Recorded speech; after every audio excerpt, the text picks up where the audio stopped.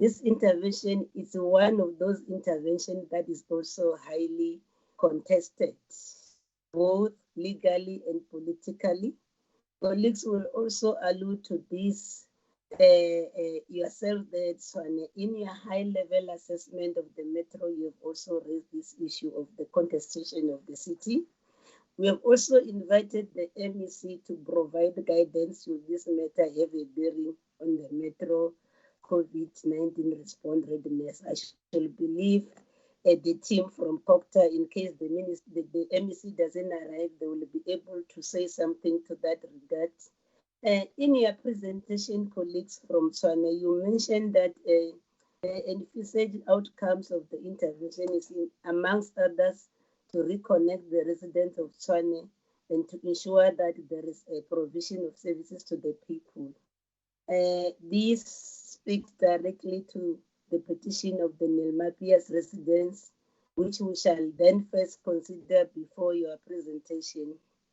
We want to raise this with you, colleagues, that ensuring that the provision of services to the people means complying fully with Section 152(1)(b) of the Constitution.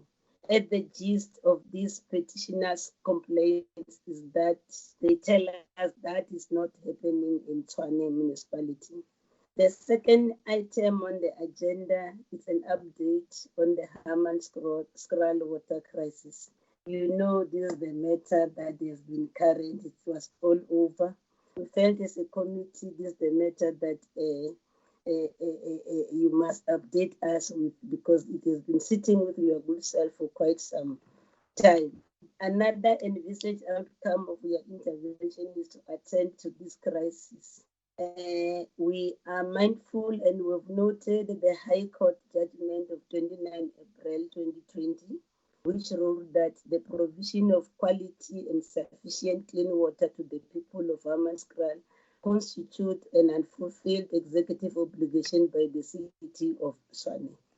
We also want to welcome the presentation's emphasis on the findings of an immediate or short-term solution for the Hamaanskraal water quality issues. With COVID in our midst, it is high time that we end the crisis so that people can have access to clean water to enable them to wash their hands towards washing off the spread of this virus. We shall then lastly interact with yourselves with regard to your presentation as one of those classified hotspot municipalities, as I've said earlier. The other thing that one wants to raise up front, yesterday in our meeting,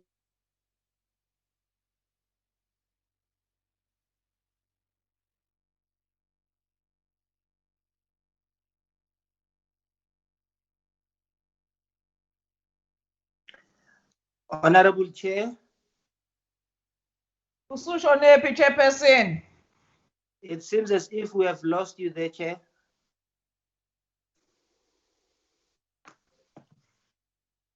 Let's try and connect with him on our WhatsApp group and find out what's happening, colleagues. Chair, we have lost you. Yeah, let's try that.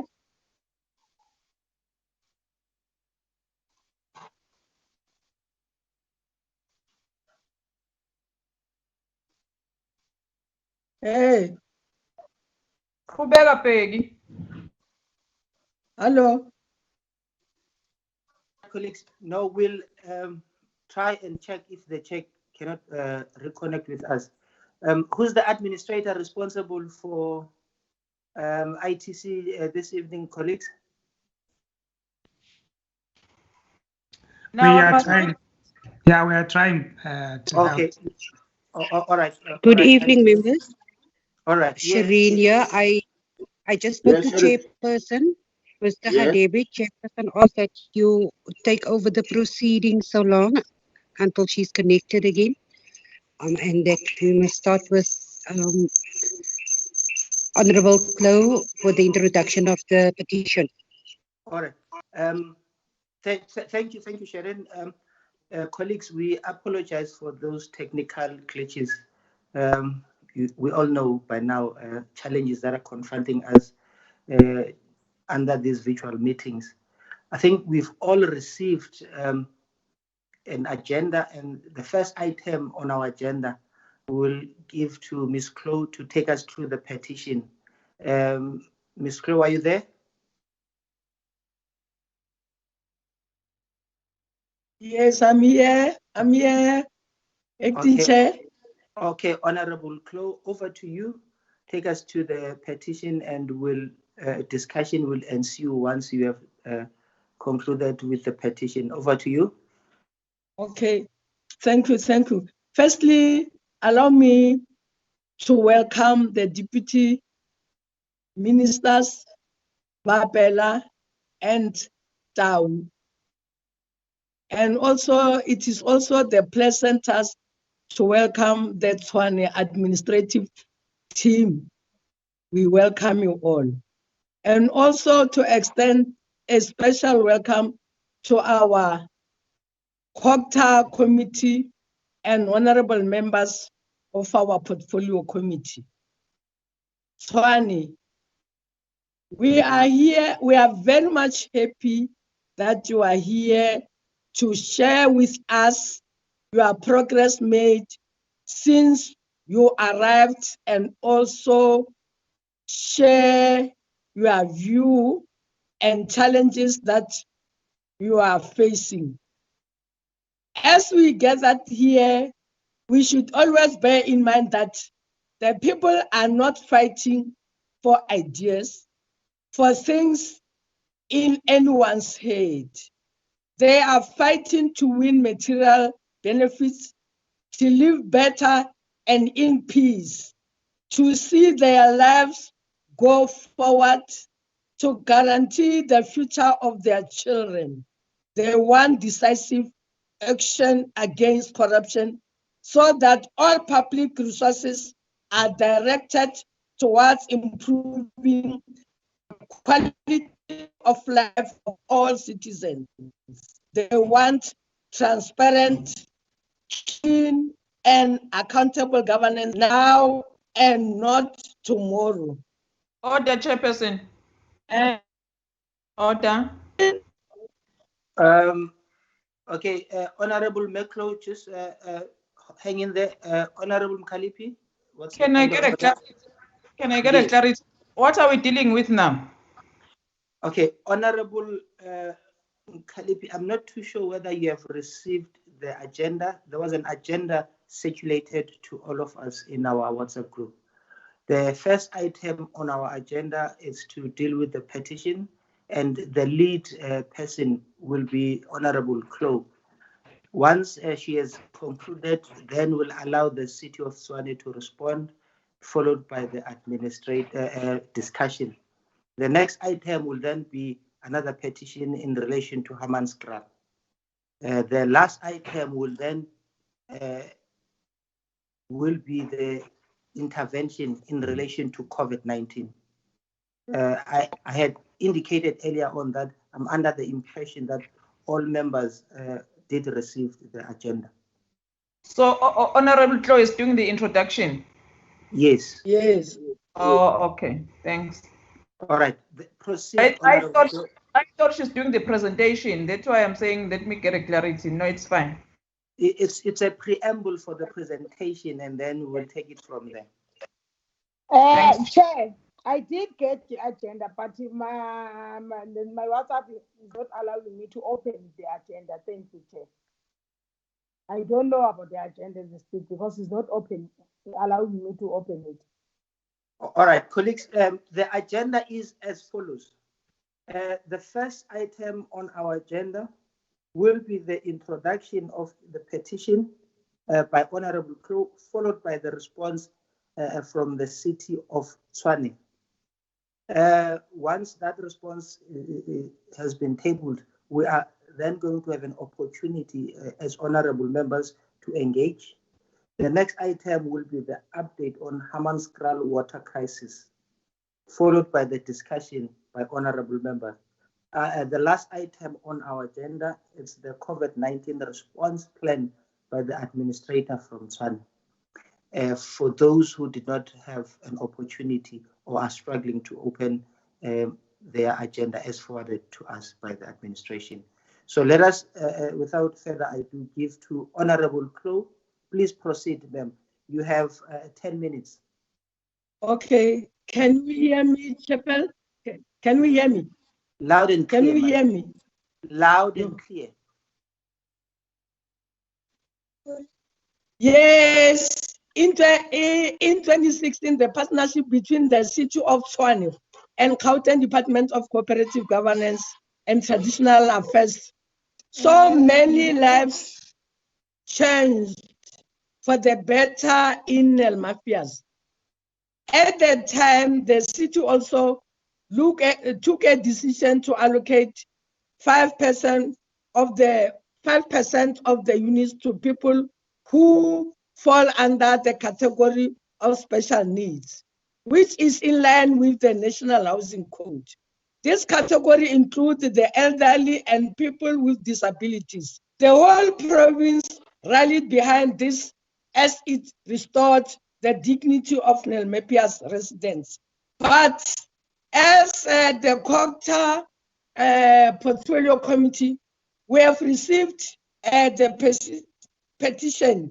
The issues raised on Nelmapius extension residents, these are the grievances that were raised by the people of Nelmapius, that the aged, number one, the aged and disabled person have been low priority makers and service providers.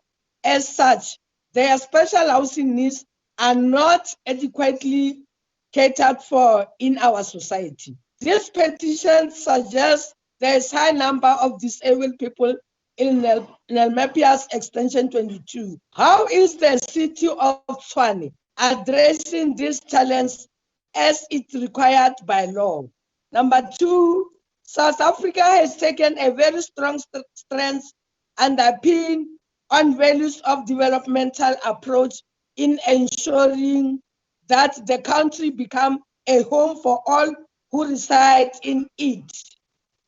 Among the grievances, Nelmapius Extension 22 residents lack of electricity in the area. What is the City of doing lack of electricity in this community? Number three, South Africa has embraced fourth industrial revolution with the objectives of changing how we live, work, and communicate. In a nutshell, the country is reshaping government and society. Has the City of Tshwane taken into consideration the provision of network aerial to the Nelmapius Extension 22 residents, and also the issue of the cable theft?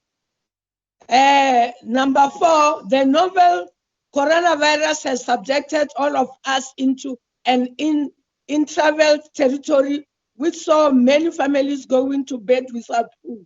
And this did not spare Nelmapius Extension 22 residents. Alas, this community did not receive food parcel during lockdown. Why? Number five, municipalities and other entities involved in the provision of care and shelter should ensure that disabled and aged beneficiaries are allocated houses which are within reach of social and economic amenities as well as transport routes. How has this been taken care of by the City of Tshwane in respect of Nelmapius Extension 22 residents? Number six, schools help to mold a diverse population into society with a shared national identity and prepare future generations for their citizens' rule. According to the Nelmapius Extension 22 residents, this rule has been negated and such a mission led to lack of high school in the area. What is the City of Tshwane doing in line with the grievances of the community. And number 7, Section 205(3) of the Constitution of the Republic of South Africa directs that the South African Police Service prevent, combat, and investigate crime, maintain public orders, protect and secure the inhabitants of the Republic and their property, and to uphold and enforce the law. The Nelmapius Extension 22 residents are yearning for these rights as enshrined in the Constitution. What is the response of the City of Tshwane on this issue of a mobile police station? Number 8, as much as the issue of resuming teaching and learning is the competency of the Department of Basic Education, what are the mechanisms in place for the City of Tshwane in preparing resumption of teaching and learning part declaration of the national state disaster? I thank you. Thank you, Honorable Klo. There are 8 direct questions that have been posed. I'll now take the opportunity and afford the leadership of Tshwane. You will indicate the person in charge who will respond to what question. Can I then take this opportunity and give to the leadership of Tshwane to give response as those questions were posed? And hopefully all the 8 questions have been clearly captured. Chair. Honorable Kalipi. Please welcome the Chair of the Portfolio Committee. I think you forgot. Oh, yes. My apology. We've been informed that the Chairperson of the Portfolio Committee has also joined the meeting. We welcome you, Doc, to the meeting. Are you there? Thank you very much. I'm here. All right. You welcome, Doc. Feel free. You are at home. Can we then? The meeting has already started. We had the technical glitches. I am the acting chair at the present moment. We are still working behind the scenes to ensure that Honorable rejoins the meeting. Can I then take this opportunity to give to the leadership of Tshwane? No, thank you very much, Chairperson. Let me take this opportunity to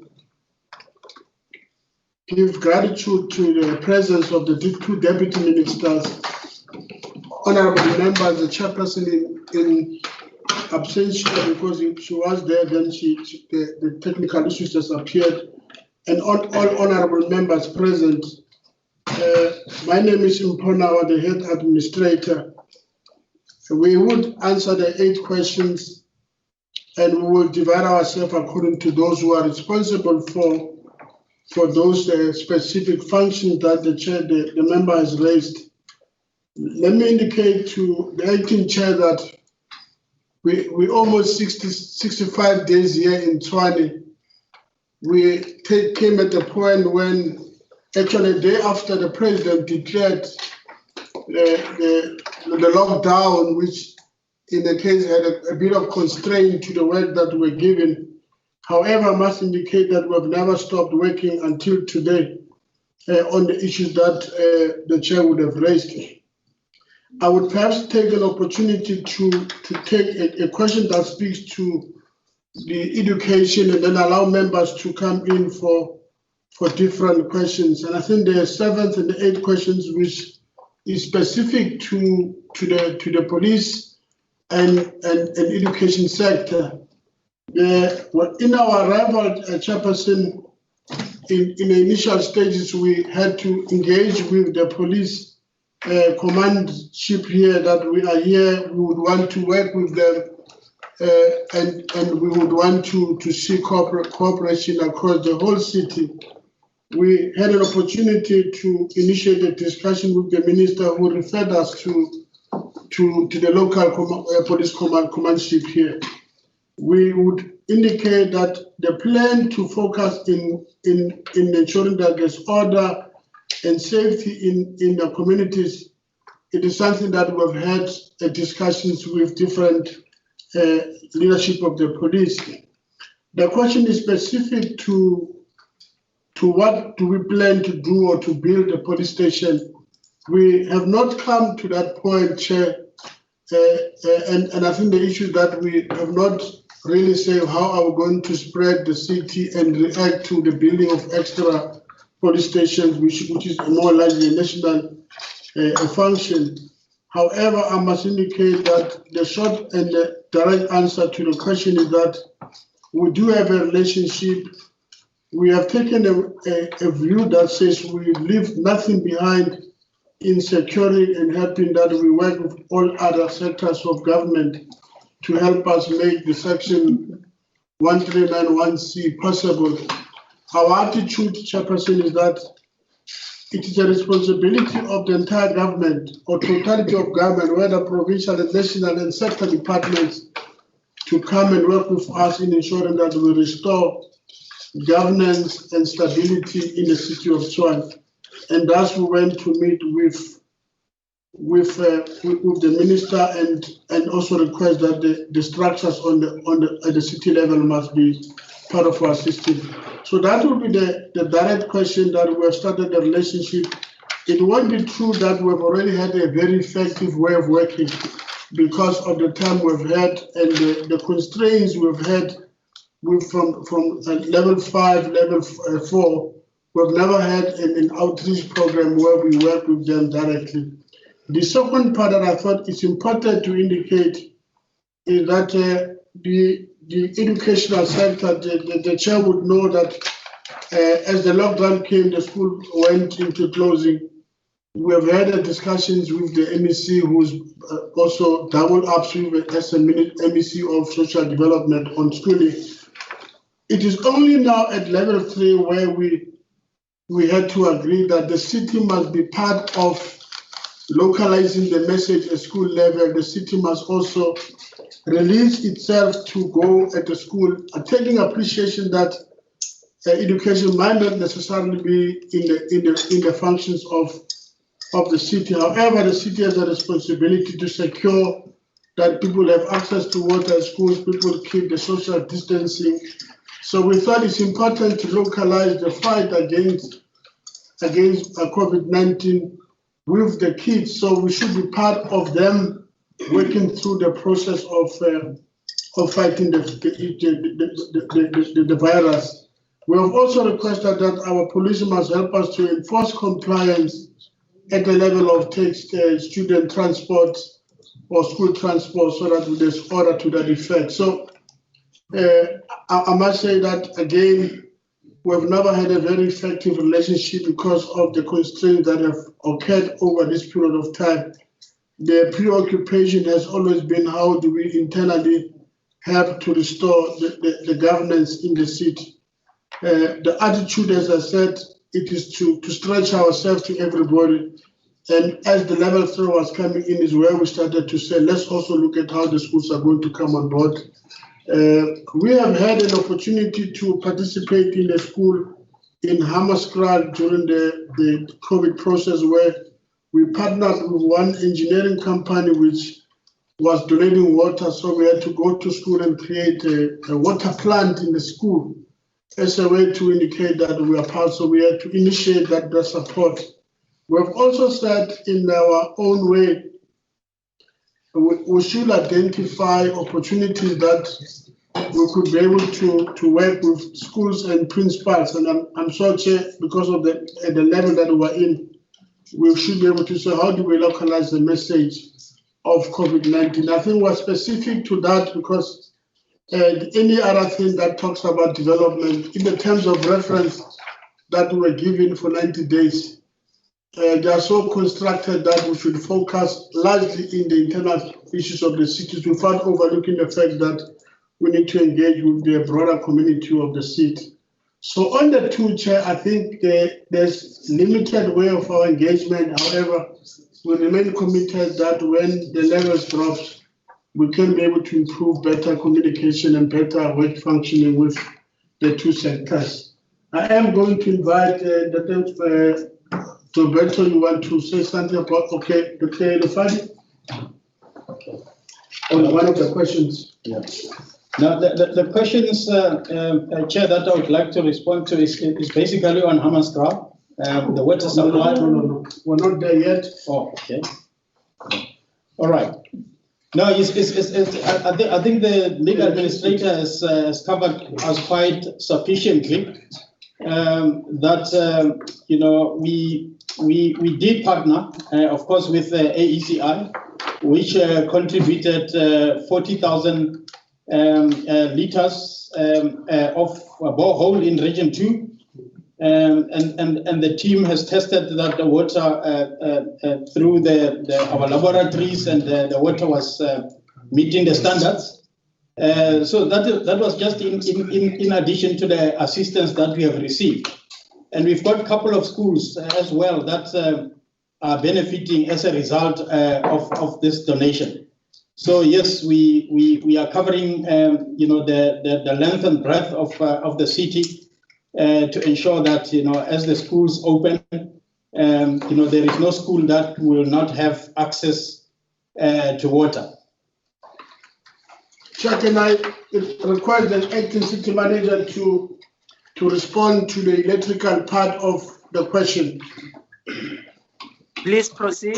Thank you, Chairperson. It's Mavela here. I just want maybe to start with a brief one, which is the 5% allocation on housing. The honourable member is quite correct. There is an undertaking between our provincial government and ourselves that whenever we're doing new settlements, we should reserve 5% for people with disabilities and the people that deserve support from the state. However, as you will recall, the primary function of dispensing and allocating those houses rests with the provincial government. We're just a partner in ensuring that the development happens. So we will try and forward the message to province that in the allocation of the housing units that have been developed in Nelmapius Extension 22, the 5% quota should not be overlooked for those people with special needs and disabilities. The issue of electricity, honourable member, is quite correct. The area is fully developed. Let me start there. It's not an informal area. It's got formal houses, it's got tarred roads, it's got water supply, it's got quite a number of services, but it doesn't have an effective electricity distribution. And there are two problems there, both of which are being addressed within this month of June. The one problem is a bulk supply from Eskom, which wasn't adequate to supply the eastern part of our city in Mamelodi. But that upgrade has been done, and the contractor is currently closing the connections for electricity in a part of Nelmapius. Let me be clear on that. It's not going to cover the entire area because the contract that was let was on those portions that are being developed directly by the city of Tshwane. We have a contractor who is signing off this month, so the electricity problem to a greater extent. And the figures I have is that approximately 700 households will be connected. There's another portion that is still ongoing, which is managed by our partners, the province, and we understand that that portion will be completed towards the end of this year. And the reason this was delayed was primarily because the infrastructure in some parts of our city, remember that Tshwane has been expanded to include a number of agricultural areas which did not have bulk infrastructure. And because of that lack of bulk infrastructure, it has delayed the uptake of services in the area. However, the new development that is under development right now is now being electrified, and by the end of this month of June 2020, a portion of that, approximately 700 households, will receive the electricity. We're hoping to use the same standard as we develop the rest of Nelmapius, because there's quite a few extensions that are yet to be developed in different phases. The problem of electricity cable theft is a serious problem, honourable member, which is affecting us throughout the city. We're just as concerned as the residents in Nelmapius, because wherever the services exist, even if the electricity is not connected, our experience is that there are some criminals out there that steal the cables for copper recycling and things of that nature. And that is part of what has set back the electrification of that area.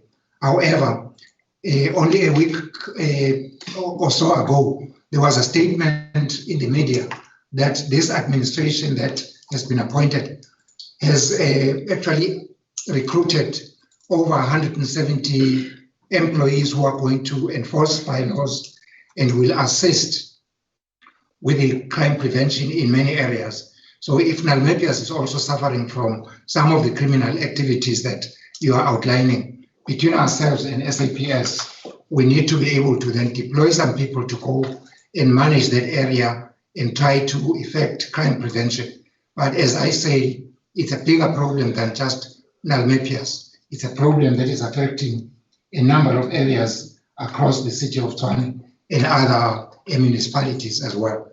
And every effort is being made to ensure that whatever we've invested in the ground to supply electricity will stay intact and will be functional, including the substation that we're installing to harness the bulk supply from Eskom. Thank you, Honourable Member.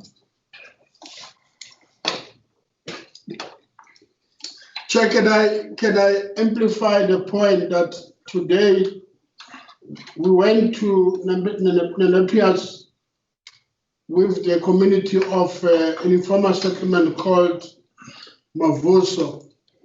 We want to indicate that the issue about electricity is a serious matter because the informal settlement is illegally connecting and it's a historical problem.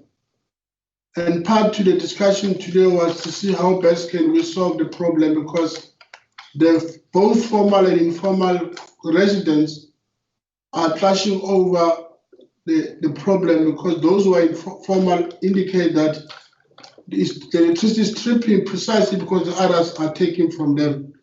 And the city has retreated to say what will be the best way to deal with the problems and what will be the alternative energy allocation that we can provide. And I'm saying this, Chair, because the discussion was today, we almost spent the entire day there talking to both communities because it's an issue that in the present, we were told that it comes as far as 2016, it has been 2017, 2018, and the city has not been able to respond. So we are taking that matter. Of course, it's a matter that we can't do without the police because we can actually have the possibility of people could go to a point where lives are lost.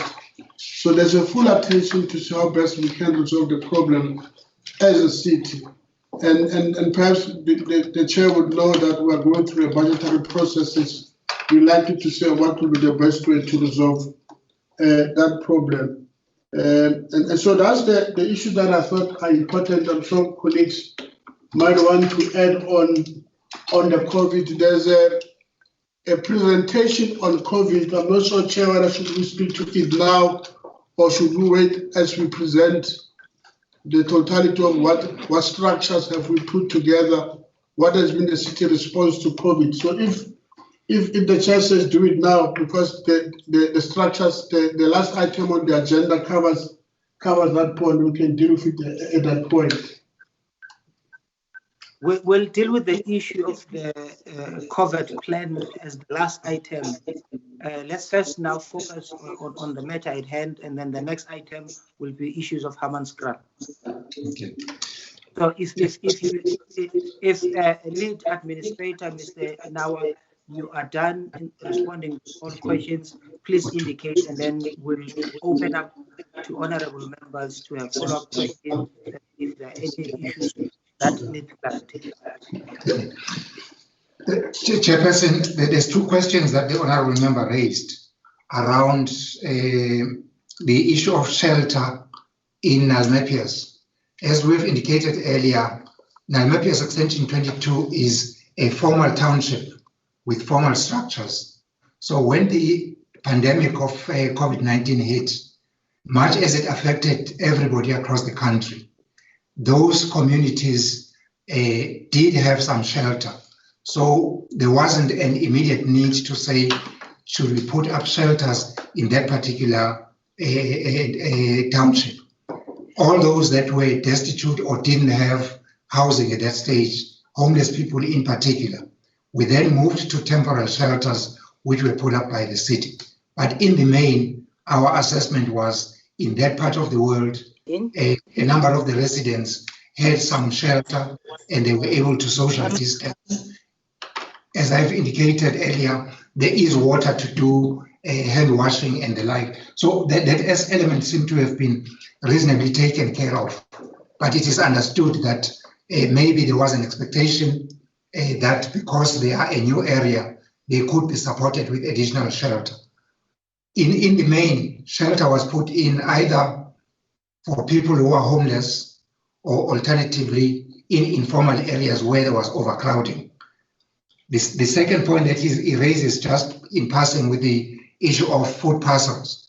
Those food parcels in the main were being provided for those people that were in the category of homelessness. And we're doing that in partnership with our provincial government, their social development cluster, and the NGOs that we've got across the city. So in the main, the food parcels were being delivered to those shelters where people in destitute situations had been placed, not necessarily in areas where it was a formal structure. Those are the questions that have been raised, Chairperson. So that will be the answer to the 8 questions, Chair. The 7th one, which is COVID, we have a full presentation to it. All right. Thank you, Mr. Nabe, the lead administrator. I have been informed that the Honorable Chair, Ms. Faith Mutambi, she is back. Chair, can you hear us? I can. I'm here, and I was watching you on television while resolving my network. I got kicked off. Maybe it's the colleagues of Tshwane who kicked me off. No, thanks, Chair. We are at the point where we are going to take... I can take over. I was watching. So all right. I think we'll have to take follow-up questions if there are any. Can I see show of hands of colleagues who wants to take follow-up questions?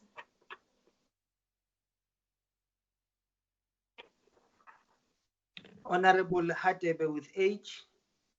Yes. Mkhalipi with M. Mkhalipi with M. Kaba with X. Kaba with an X. Yes. Honorable Mpumza J. Okay. Mpumza.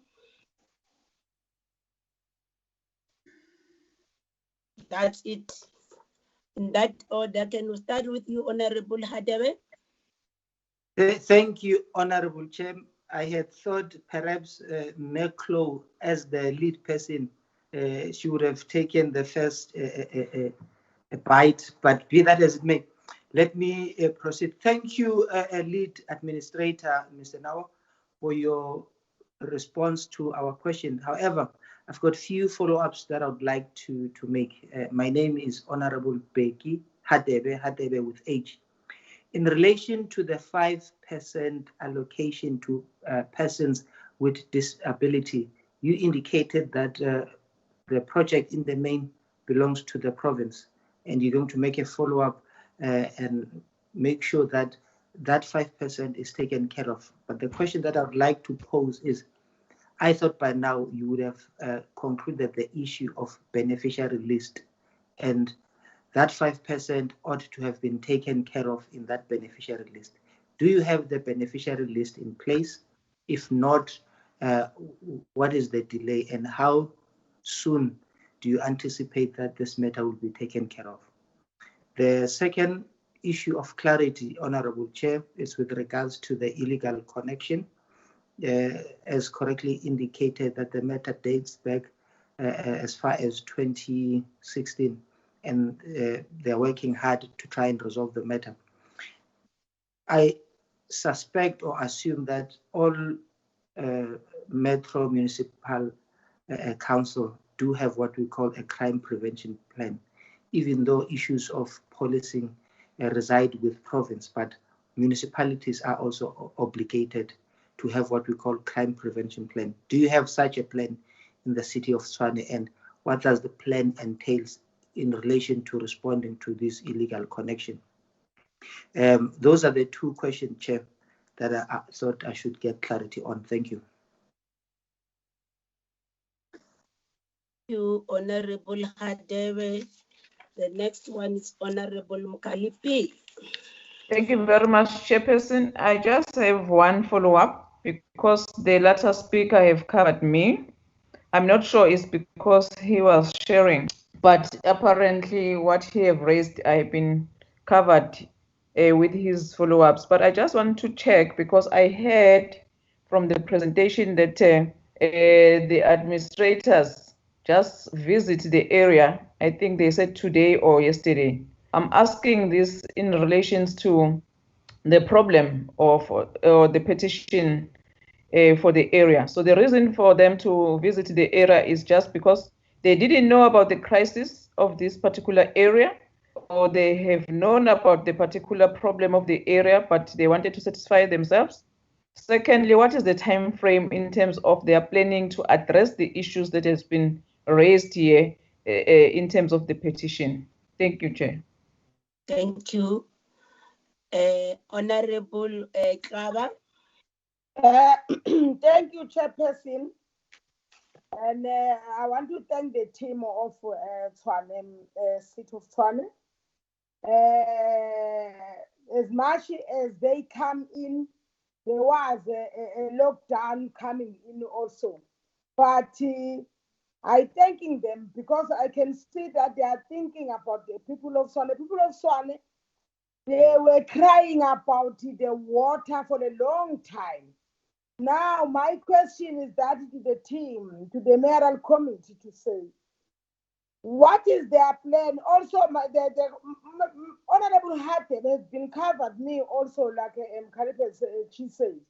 But I have a question to the Tshwane team to say, as much as they came, there was a lockdown. Now we are in the level 3. The plan that has been put in place about the people of Tshwane to make sure that they get food, they get water, they get all sorts of resources that they are supposed to get it, because the long time people of Tshwane, they were crying, as all of us will know. I want to say to the team, thank you about your information, but I want to understand what is your plan about the people of Tshwane. Thank you.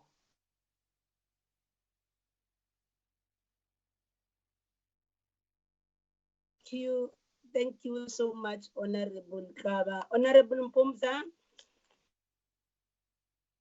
Thank you very much. Am I audible? Yes, you are. Thank you very much. Thank you very much for the response of the Tshwane leadership under Mr. Nawa. The chair, we understand that national housing is the competence of the province and national. But of critical importance is that the beneficiary list is a core function of the metro. So it can't be that would be told that this matter had to be taken to the province.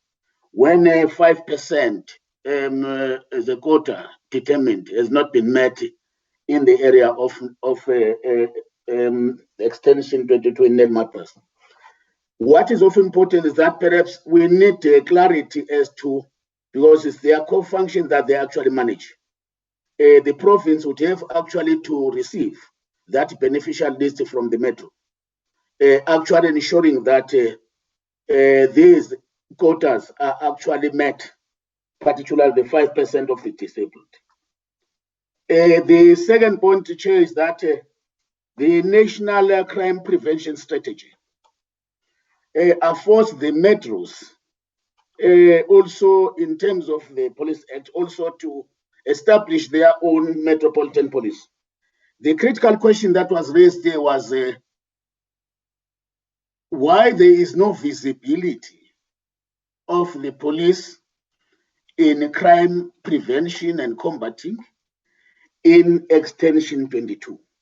I didn't get an adequate answer to that particular question, because it was even cited specific to say, why is the Metro not providing a mobile police, that is the visibility in the area as part of fighting crime in the area of Extension 22. Thanks, Chair.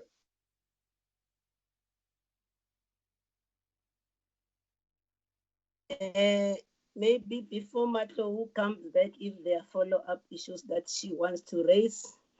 From my side, in terms of your presentation, there's an acknowledgement that you are talking about two areas here.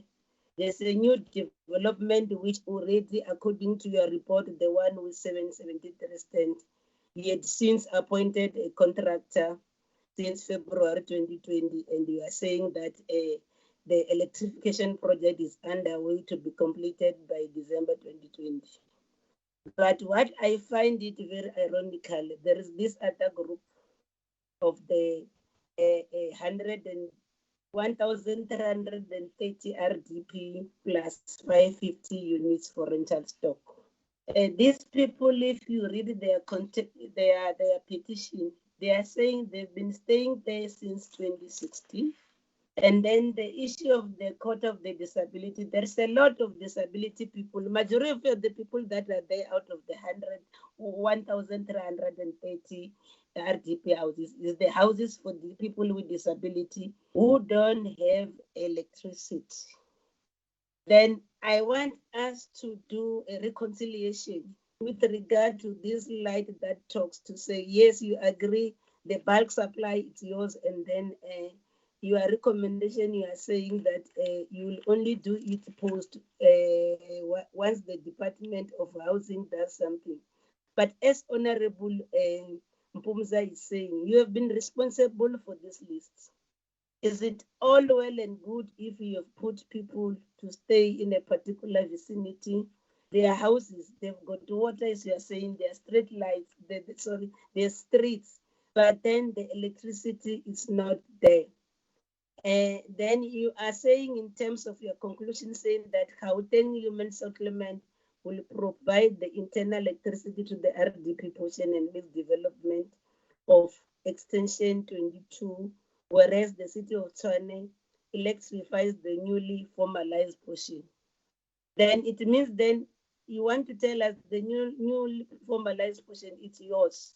And then those people, then they must suffer continuously, indefinitely, because there's no plan like what we're saying. We're talking about the district development model. The beauty about it, the people from Gauteng, Cocta, they are here.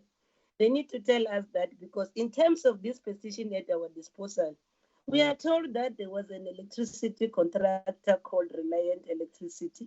The communities were hoping that they will help them with electricity since they've been there since 2016. But suddenly the contractor has just left 2 weeks ago. They took their containers, equipment, and everything they were using. They'd already started to install electricity in Extension 22. And then they said they were not coming back because they were not paid. And then the communities left in the dark again. I'm reading it verbatim from the petition from the community. They had hoped that they would be having electricity. So then I think the administrator, the lead administrator, you coming here, I think that's what you could have raised with Gauteng Human Settlement. What is the status? Because by the look of things, the things that look like you don't have that information in your disposal. There was a contractor there who has since started to connect people. Then he has left. And then that's why maybe that's what caused these people to write to us. And then we have learned that they've also taken this letter to the public protector, because in all fairness, 2016, Now we are in 2020 down the line. They've got houses, and then it seems as if money is available. It's the issue of your contract management, because these are the things that has also been brought, I suppose, to the MEC's office. So I think that's the feedback that one wants to get from you, because if you were able to do the street for them, you were able to install water. There's the issue of the solar geyser. Others have got them, because the others have not yet got them as well. And then it's causing confusion in that community. And then I want to also comment on the issue of food parcel. You all know that all the people that are staying there are vulnerable poor people. Are you not giving them food parcel because they've got houses best? Because whereas you know that these are the people who are vulnerable and poor, who don't have means of survival. So I really don't understand why then that response does talk to the issue of food parcel. Why didn't you also then make an allocation to that effect?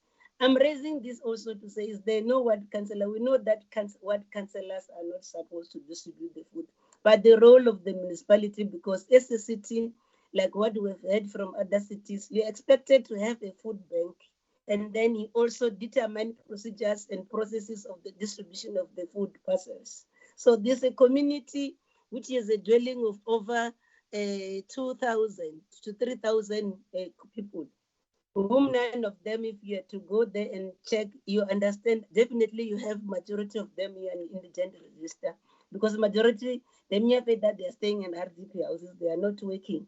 But still then, are they being punished by virtue that, because if you will tell us informal settlement, and those ones that you have built houses for them, you're telling us that once you give them houses, then you don't care of them because they also deserving.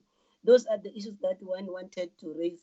The other issue we understand, like the issue of the mobile, whatever, is not your competency, but I think part of the city planning, because this is what we wanted to understand, because this is the settlement within your locality of the city. We want to understand what are the plans for this area, because there are people that are staying there that need all these amenities. Is these things part of your IDP or not?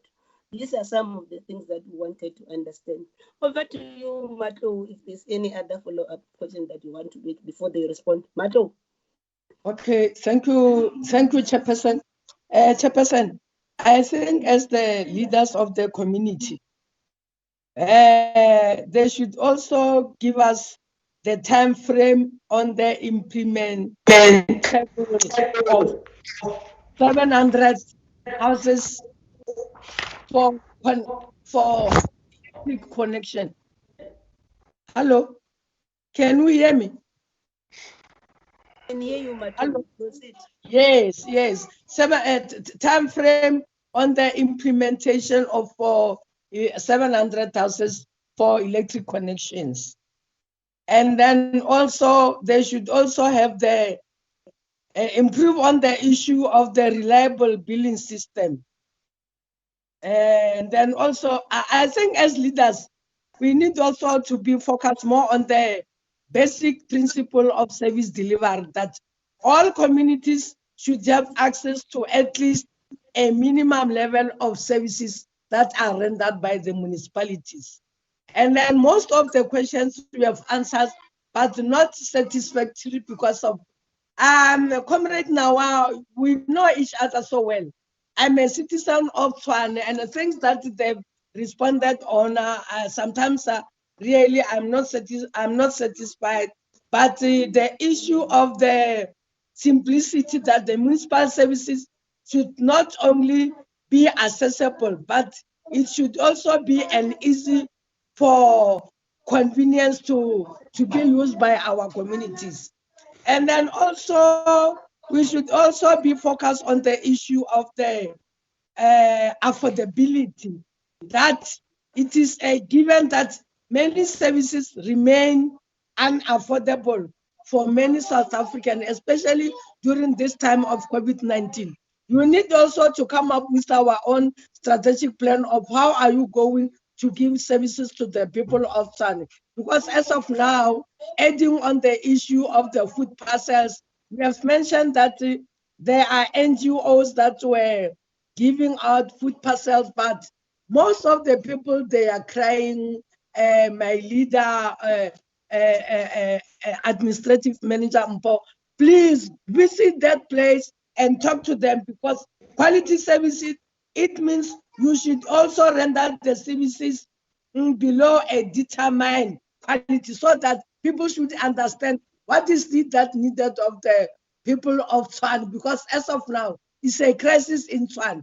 Like there are people that are still going to come in here. Winterfell, they are also dissatisfied.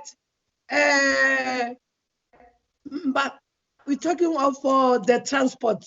Mabopane Station, they are also a crisis of the people of Winterfell, Mabopane, Harankua, Hamaanskraal, so many places that they need, to and from for using a train. But as of now, there is nothing. The people of Winterfell, they also have a crisis. You need to attend to all those people and sit with them and hear their problem, so that we should be able to sit down together and see how can we together helping those people in the city of Tshwane. Because really, we are not even going to run away from this, that DA has to mess up Tshwane. That is reality, and it is real, and it's happening. I thank you. Yes. Chair. Who's calling? Chair. Chair is the chairperson of Cooperative in Gauteng. Good evening. Oh, I struggled okay. to. Welcome. Yes, thank you very much. I was struggling to connect, but I ultimately connected. And good evening to everyone, including the administrators. The administrators there. Chair, I don't know if am I allowed to participate in the discussions. Yes, you are. You want to raise question, or you'll be part of the delegation that is responding to us?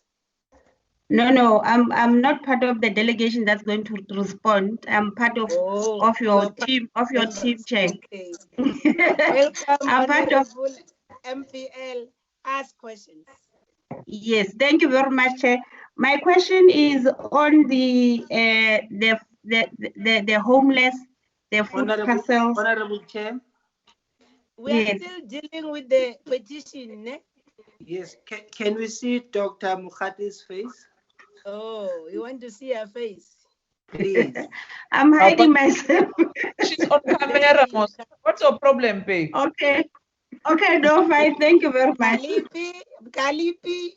Peggy is still very single, guys. She has planned. One in DM. Proceed, honorable member. Thank you very much, Chair.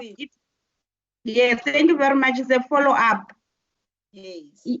One of the, maybe one should welcome the presentation from the administration under the leadership of Ntate Nawade. One of the people that were responding made mention that they made accommodation or provided shelters for the homeless. So I just wanted to check, and then they said they also issued food parcels. So where I'm sitting, I'm asking myself, I'm homeless, and then I'm given a food parcel. How am I expected to make provision for myself, to cook for myself? So the question that I would like to get clarity on is how many of these homeless people were sheltered there or were accommodated there, and then what was happening with the food parcels that were distributed, and then as we all know that the homeless, some of them have the problems with drug addiction. How did the city deal with that? And for those who had withdrawal syndromes due to the lockdown, how did the city deal with that? And now that we are on level. Honorable Chair. Yes, Honorable Chair. I think those questions are for the next presentation that they are going to deal with. We're still on the petition on Nelmapius.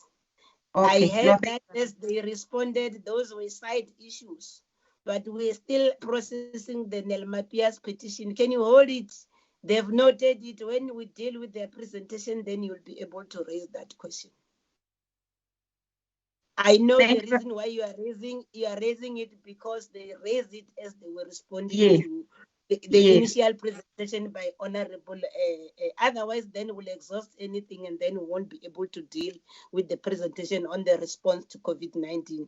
I've noted your questions. Then immediately when we deal with the presentation, then they will have to first respond to your questions as you are raised. Can you hold it there? Then I'll ask you to also put some more additional questions if you want to, so that they then first respond. We're still processing the Nelmapius petition.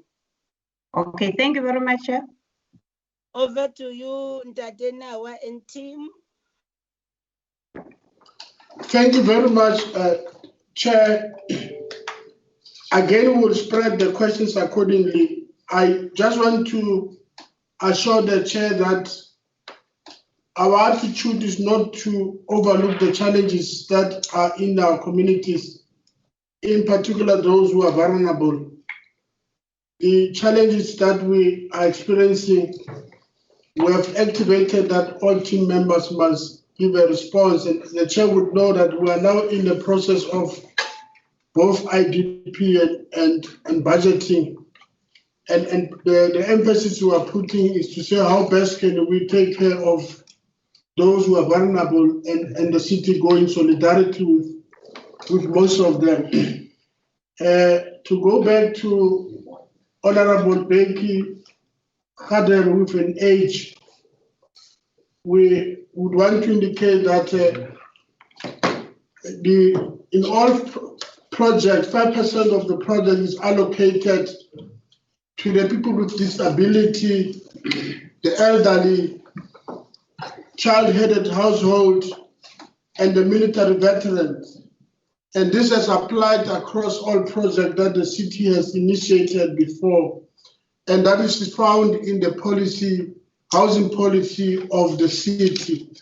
So there's that, an establishment of a policy to respond to all what I've said in terms of the 5% of the allocation of houses. And beneficiaries, Chair, are prioritized based on the year they've registered, i.e., if you have registered in the 90s, you will be prioritized so that we don't get people jumping the line. And Chair, we might be aware that there are more than 200 informal settlements in Tshwane. And the issue is to see to it that actually, to be specific, is 227 informal settlements. So there's a temptation that those who come late might want to jump the queue. And the city has always said, let's look at the who registered first and were able to respond. The housing code further stipulates that those who have access to housing must earn less than 3,500 and never owned house before. And I'm sure those are issues that I'm repeating for the honorable members that are known. A person must be over 18 years and can contract and have a dependent. So the issue, Chair, is that we would want to give attention to that part, and maybe, Chair, I must indicate that COVID would have had a major impact. What preoccupied members as we arrived as an administration, the focus was to look at what was in the public media, in particular the Mamelodi floods. And as COVID comes in, we have to also say what is the best way to decongest people in areas where there's congestion. So there has been a specific attention to that, and I would want to promise the Chair that as part of us reporting to NCOP and the provincial executive and the minister, we should be able to develop a program of some of the issues that the Chair has raised that are part of the petition. The issue, Lebo is going to answer questions about our response to illegal connections and the role of the city in relation to crime, and our plan on how to enforce compliance. So Lebo will come in to give attention to that. The question that was raised by Honorable Nkalipe with an M, the process that with an M, yes. Yes, Honorable Leader. The one issue that I felt I must indicate, because your question was that, did you go today or yesterday? We went today, not because we're responding to a petition. Yesterday there was an electrical trip, and there was a bit of discomfort between those who are informal and those who are formal, and it was going out of hand. So we thought, as a leadership, we should go visit the community and see how best can we attempt resolve, because the city has a responsibility also to restore order in communities. So that was the engagement that we've had. So because the problem is ongoing, we thought we should always be part of the process. And Chair has indicated that the issue about food parcels, will deal with that as we deal with the COVID-19, because that is the part that has preoccupied the answer. So I'm going to ask Lemkhan to answer. I would also invite Shiva to also say something in relation to that, to see whether we can respond to all the questions as raised by honorable members. Lemkhan? Thank you, Chair. Thank you, Chair. I'm going to deal with the issue of cable theft in the area. Chair, when we came in, the first thing we noticed, amongst the many things that we picked up, is the lack of capacity with regards to bylaw enforcement and the escalation of crime in the area. One of the some of the interventions that we started was to ensure that we appoint exactly 169 new Metropolis officers who are deployed now around the city to capacitate the existing number that we have. The city currently has a total of 4,800 Metropolis officers. So the addition of the new 169 members did add to the capacity of Metropolis, and it did augment our intervention attempts in terms of trying to cap the rate of cable theft. And I would not want to underplay the prevalence in the city of cable theft and how it has affected our service delivery initiatives. It continues to be a problem, and however we are trying as much as possible to respond with increased interventions in terms of Metropolis. We are not able as yet to reach all the areas, and I think we must be honest here to say that we're not able to reach all the areas as we could, but we have been making attempts to try and reach as many areas as possible. We've also established a bylaw enforcement center, which was established on the 11th of May, and through this bylaw enforcement center, we work with internal stakeholders to deal with bylaw transgressions, but from time to time, we also undertake operations with external law enforcement agencies. Just to give an example, on a weekly basis, we do operations which involve SAPS and other law enforcement agencies. Today, we were with MEC Faith Mazibuko on the Ukai Mulao program that we were undertaking, although it was not specifically in Nelmapius. It was focused mainly on land invasion, and it was mainly in the coastal area. So on a weekly basis, we do check compliance and we do undertake operations.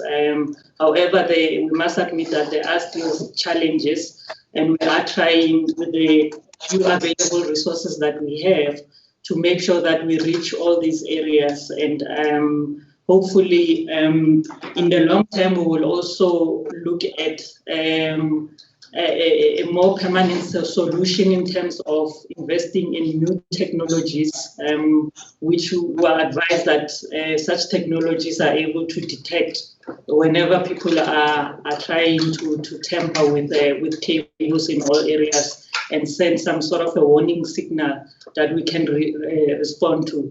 However, the city does not have such a technology at this point, and we are more reactive in terms of dealing with that issue instead of being proactive. But we just wanted to assure the portfolio committee that there are attempts that we're making, and with the few resources that we have at our disposal. Thank you, Chair.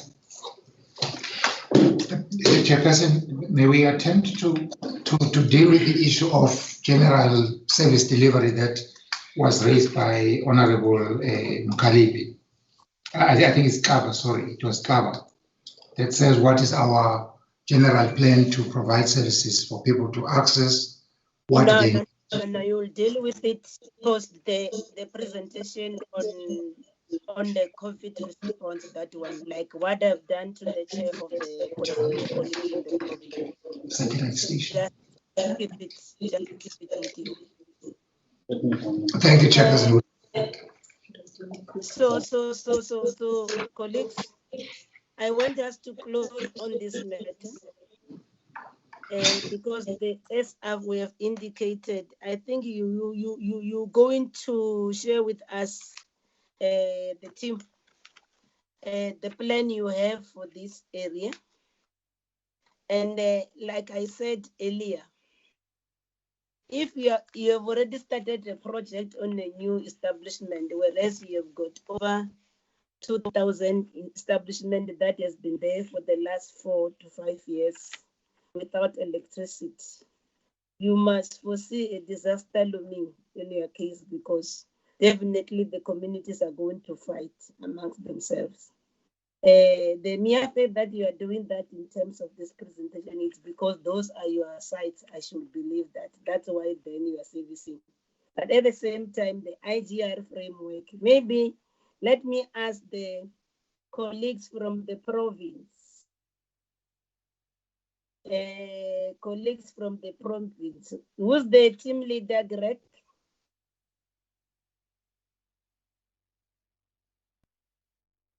Greg?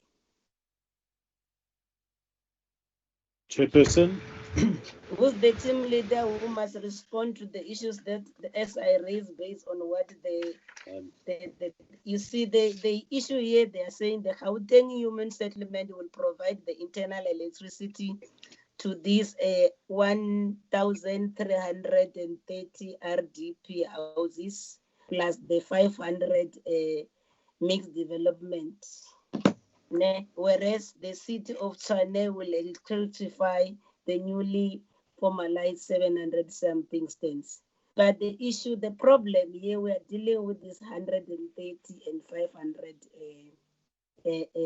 mixed development, in particular the RDP patient. The emphasis that one is making here, because that's the gist of this petition. These people have been occupying these houses since 2016.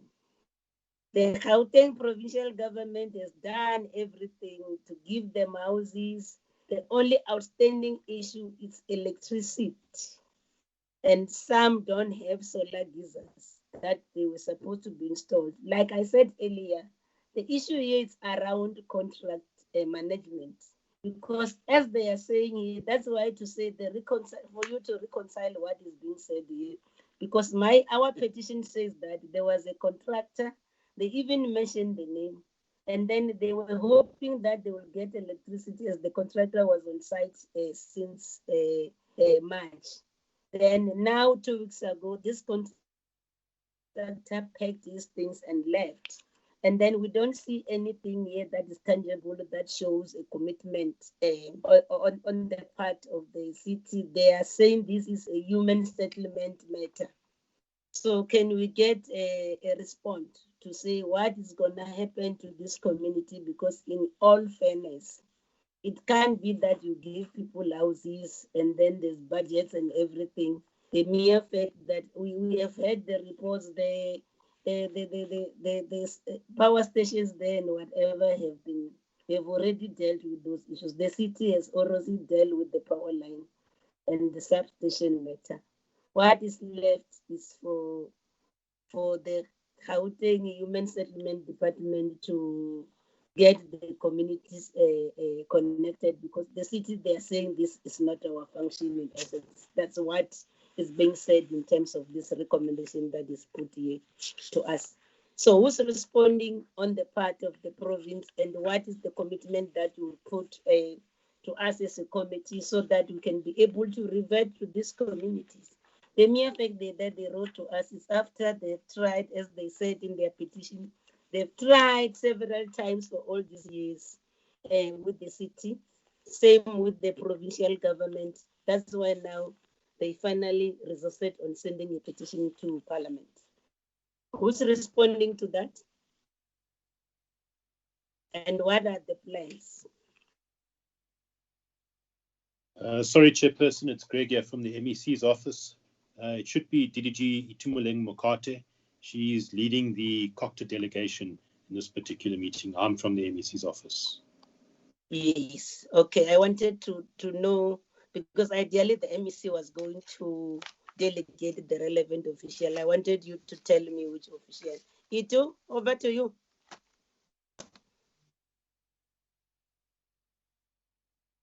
Ms. Mukat. Thank you very much. Good evening, Chairperson and honorable members. Yes, can you hear me? Yes, we can. Can you hear me? Yes. Yes. In terms of the response from human settlement.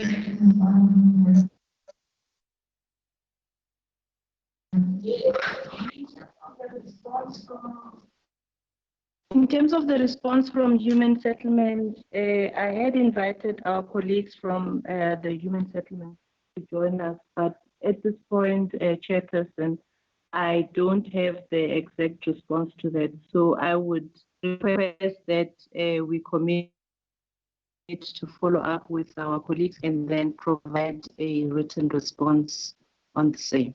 Thank you. Yes. So you are committing. Can we get this response latest by Tuesday next week? Because we need to process this matter and finalize it. Because the thing here is that the communities, what strikes most all of us, if the colleagues from Tshwane Metro have managed to get through those houses, majority of the people there, they are the sick, the most vulnerable, the people with disability. And then you can't be keeping people in the dark indefinitely. Especially this project had a lifespan, because if you look at its background, there's been a contractor that has left, that have abandoned the project. It's not inspiring hope at all to our people. Yes, noted, Chairperson. As I have said, I did have a conversation earlier on with the person responsible for Tshwane, and I had tried to invite them onto the medium, but I will follow up with them to make sure that we are able to get a full response on the same matter. And then they must put a clear action plan as to when are they going to complete this project and hand it over to the communities. So we are giving you up to Tuesday. That response must reach our committee secretary latest by Tuesday next week. Okay, colleagues. Noted. Okay. Then that Honorable Hadebe, can we then proceed? Can we then proceed with the response to the COVID-19 response matters? I think that will also include the Hamaanskraal matter. At least we've disposed the. Or you want to? Yeah. Yes. Yes. May I say something, Chairperson? It's Itumeleng Mokate. Yes. I just got a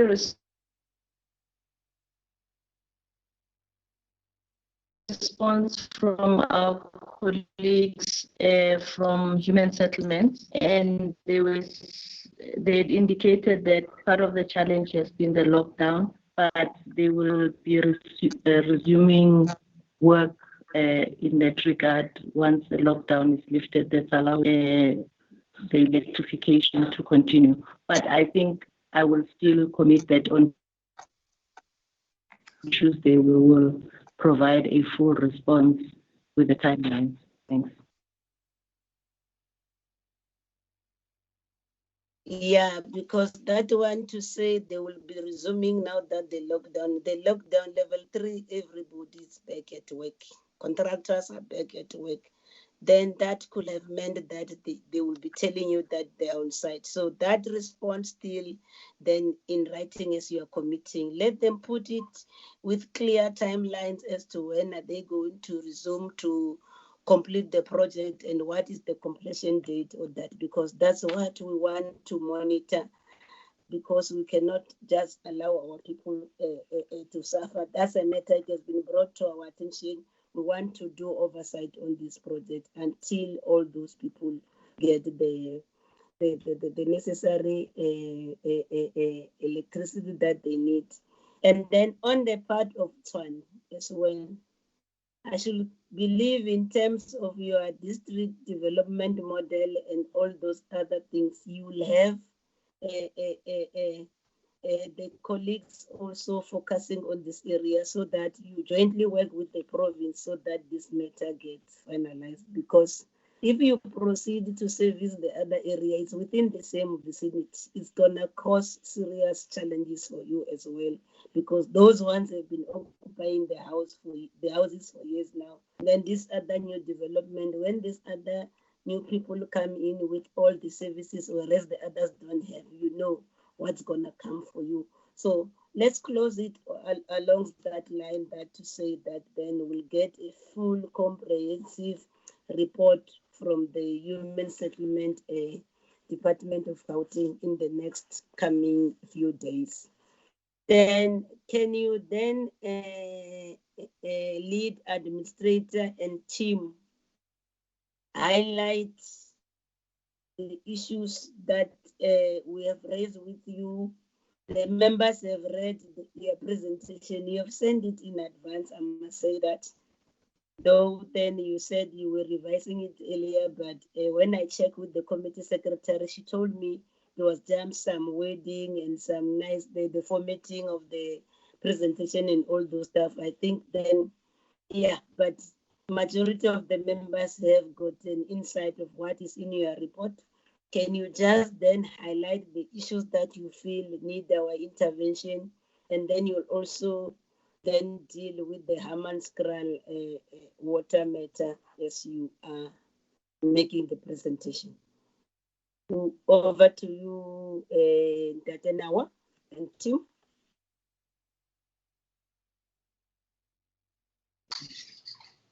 Thank you, Chair.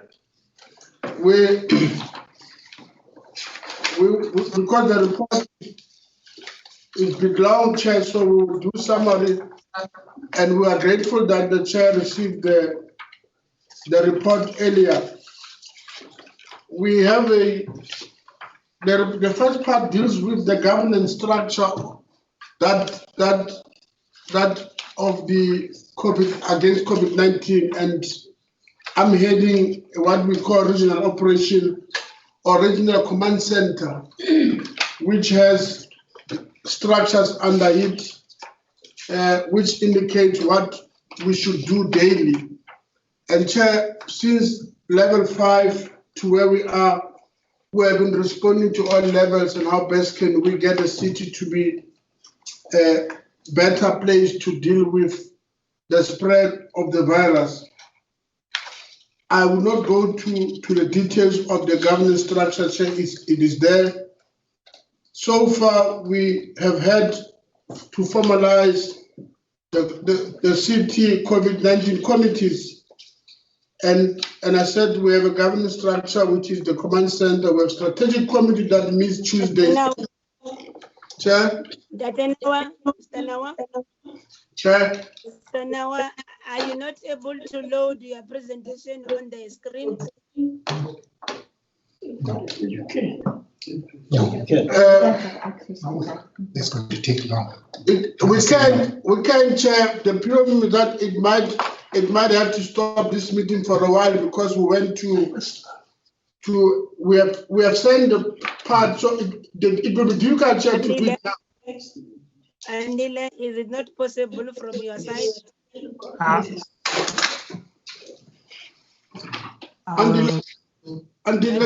not possible from your side?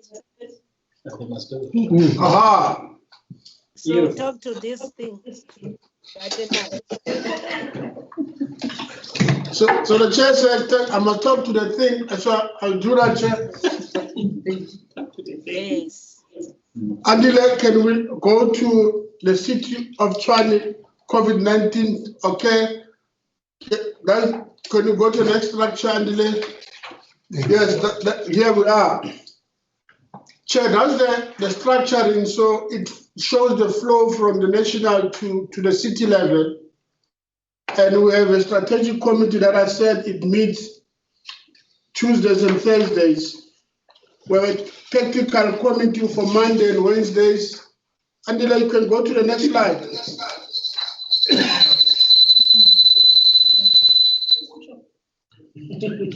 So that is the structure and Chair of how best we can deal with the problems. And it indicates our total response to the homeless, how the quarantine sites, and how we want to deal. Can we go to the next slide, Andile? So, Chair, basically this is the structure, and we also build up a call center that relates to what we need to respond to. So Tshwane has a COVID-19 helpline. And then can we deal with our COVID-19 pressure points?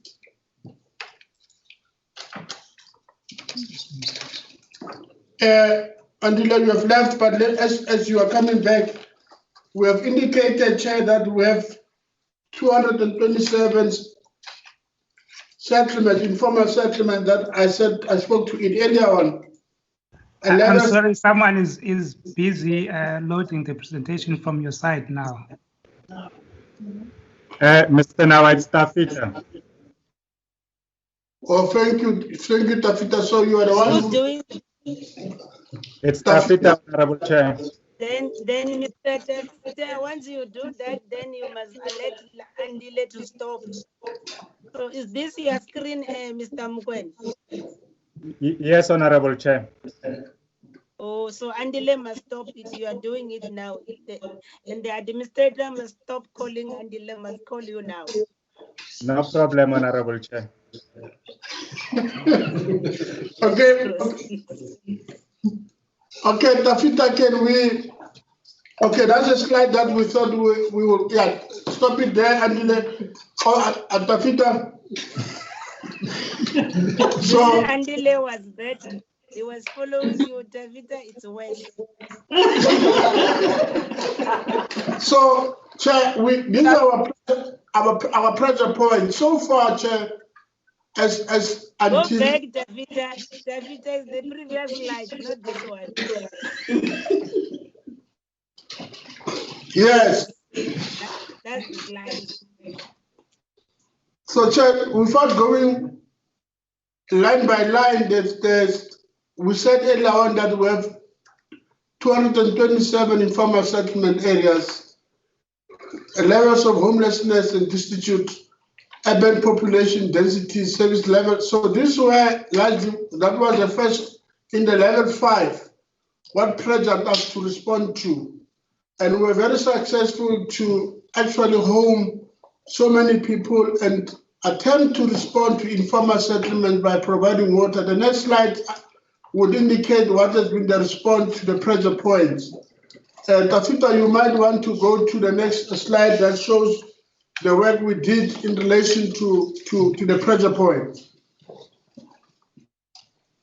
Tshwane has 7 regions, so you will see from region 1, go back, Tafita, otherwise I'll call. Andile will come back. Number of informal settlements. So this is an indication, Chair, where the issues are, and the provision we have provided so far. With a number of donated water tanks operational, and I think Tafita moves very quick before we explain. So Tafita, we can go to the next slides, but please wait until we say go in. Next slide, Tafita.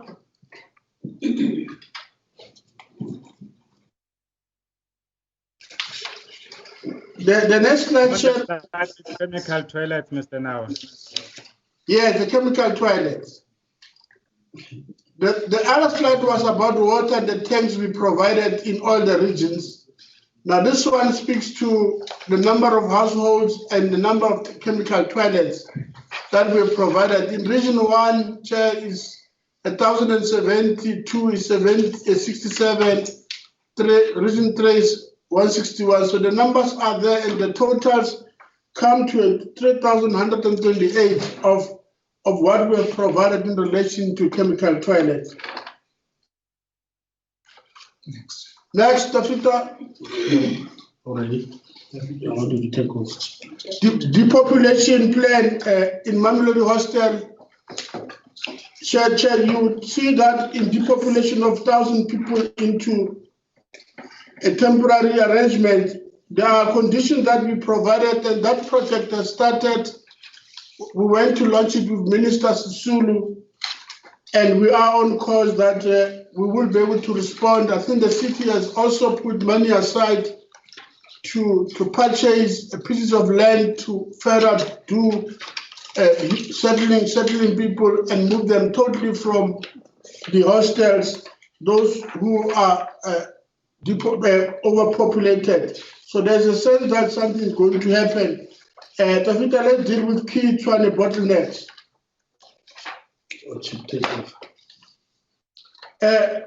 Chair, I want to call Mr. Mavela to run us through this program, particularly when we go to finances. Chairperson, on the issue of bottlenecks, it's about a reflection of some of the difficulties that we found in the city of Tshwane as we came in as an administration.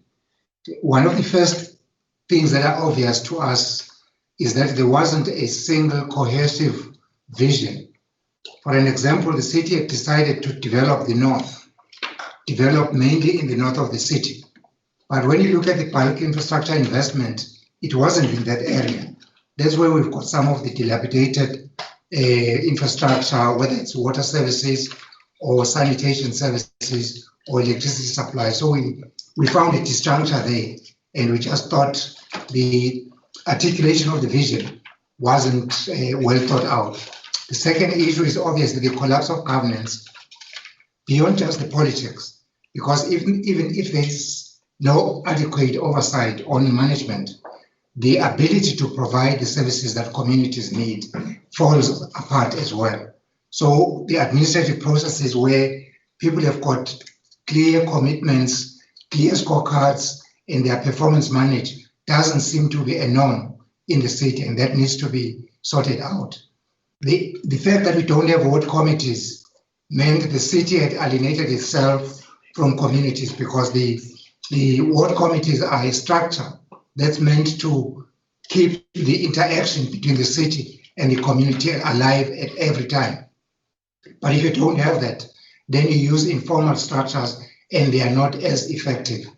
We have found a history of lack of expenditure on grants that are provided by other spheres of government, whether it's for housing or it's for transport and the like.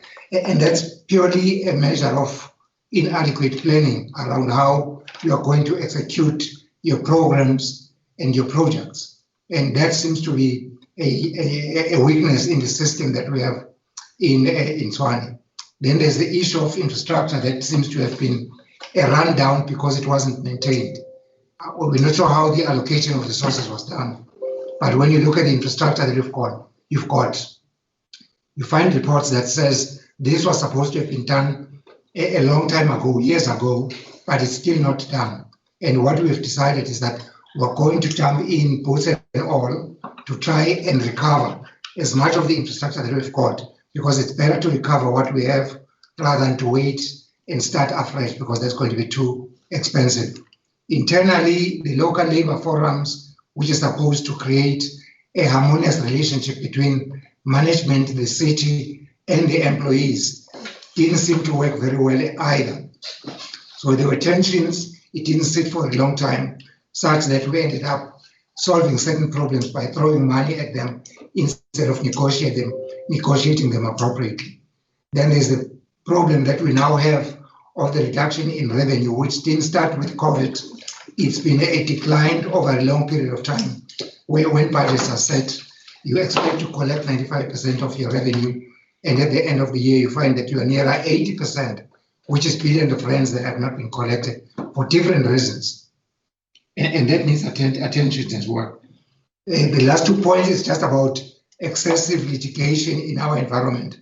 There are just too many court cases where, because of the inadequate management that I've referred to in bullet point 2 above, service providers have been taking the city to court, and were putting out fires around what were the basis of those litigations, where we can say we consider that, but in many cases, we're defending the city as best as we can to ensure that the public money that is at our disposal can be used effectively. Lastly, we're talking about ineffective IGR arrangements, where our relationship with the different spheres are not as wholesome as we would like them to be. For an example, in certain cases, you've got a pressure point of relocating people to a site, and when you apply for an exemption, the other sphere of government doesn't understand the pressure that you have, and you're told you have to go through a due process of law, which we understand is the correct way to do it. But when you've got a pressure point, there's supposed to be some respite that can be given to another sphere of government, especially when you are addressing the same problem. So things such as environmental assessments tend to delay our ability to roll out a lot of programs. At the end of the day, all of this leads to inadequate service delivery for the city of Tshwane. And we think those things are things that need to be addressed by us whilst we're in office, or whoever is going to be elected through the by-election that the IEC is going to conduct sometime in the future. On the finances, I'll ask my colleague from finance just to articulate some of the numbers that we've got. Thank you, Chair. This is Rihanna Kruger.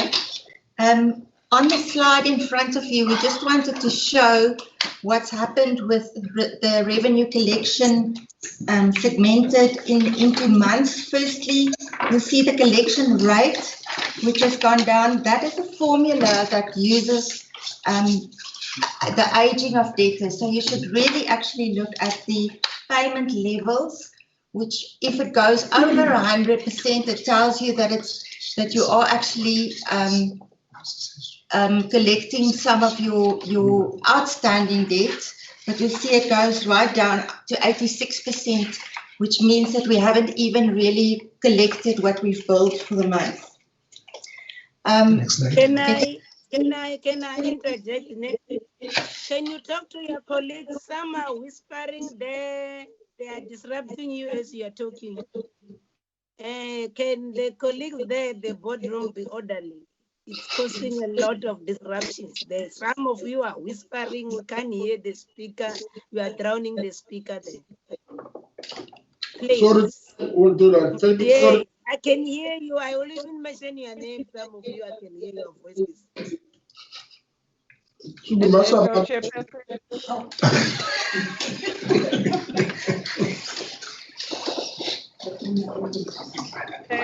Chairperson, it's Andy here. I think the problem is with the people that are flighting the presentation. That's where the whispering is coming from. Yes. Such as that they mute their mics. So, Davida, you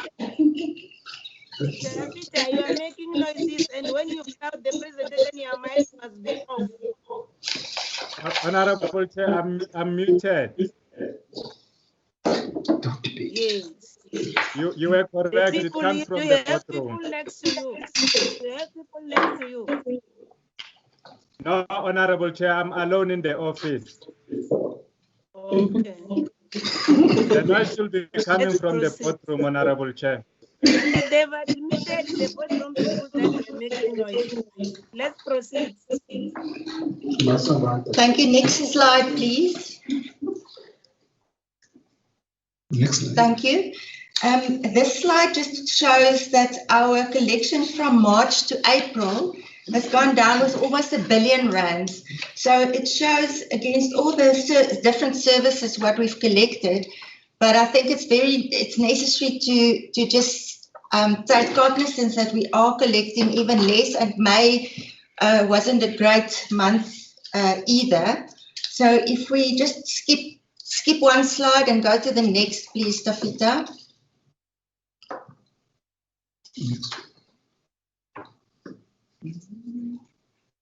Next one. Shall I just continue? Next slide. Davida, move to the next slide, please. And the next one. I've already skipped 2 slides, Administrator Kruger. This one, thank you. Thank you. When we did, at the end of March, now just go back one. At the end of March, we did an economic study to see what the outlook would be for collections. And when we did that, and you can see that in the second and the fourth and the sixth columns, we thought that we will have to bill only, or that we'll only be able to bill, instead of 28, we'll bill 26 billion, which is already a decrease in revenue of 2. And then if you look at the collections, there's a further 2 billion. So we had to work with 4.5 billion calculated decreased revenue, which means that we've got a lot less cash to work with. And then in the next slide, we just updated the amounts, but we're still sitting with more or less a 4.2 billion deficit or shortage of cash that we need to fit with the collection rates and how the collections come in. Then just looking at the rest of the financial year and 2021, we are looking now we are in the process of looking at our 2021 budget again. It has been published for public participation, but we need to now just factor in the COVID expenditure and these revenue levels. And what we're seeing is we're going to have to do a lot of cuts in our expenditure budget just to adjust downwards so that we can actually still pay what we need to pay with the levels of income that we'll have for 2021. Then we did mention that we're looking at our capital expenditure for next year, and we want to focus that specifically on revenue generating projects so that we can find other ways to up the revenue in the city. So not only the normal credit control and collection levels, but any other ways of finding other revenue streams. When we look at draft in 2021, we're looking at total revenue for the services of 29 billion. But if we look at 70% forecast of collections, that means that we're only going to collect 20 billion out of the 29. Or if we are really lucky and we get to an 80% level, it will still be about 6 billion short of what we're going to need. So I think probably all the metros are sitting in the same position as us, but I think this just shows that not only can we work on our expenditure, we really need to look at the revenue and revenue generation.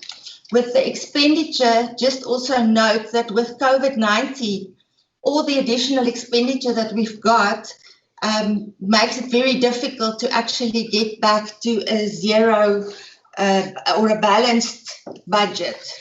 Currently, we're looking at just getting it back to a zero and not an under recovery. Then the next few slides take you through the relief measures we've put in place. I'm not going to go in detail through this, but what it basically says is that we cannot afford to let any services not be paid for.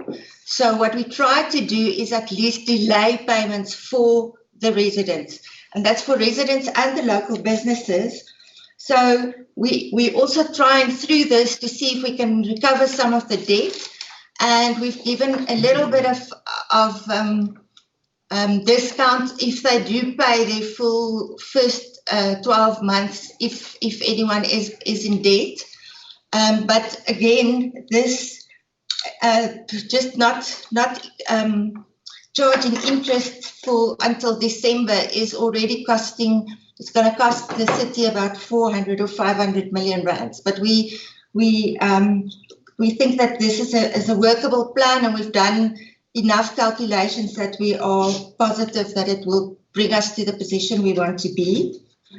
Then just the last question that was asked was any assistance that we would require from provincial and national. And again, I think it's really just looking at current year where we are going to most probably end with a deficit, and then doing our 2021 budget with the revenue and the expenditure going in different directions, we are really going to battle to get to a funded budget.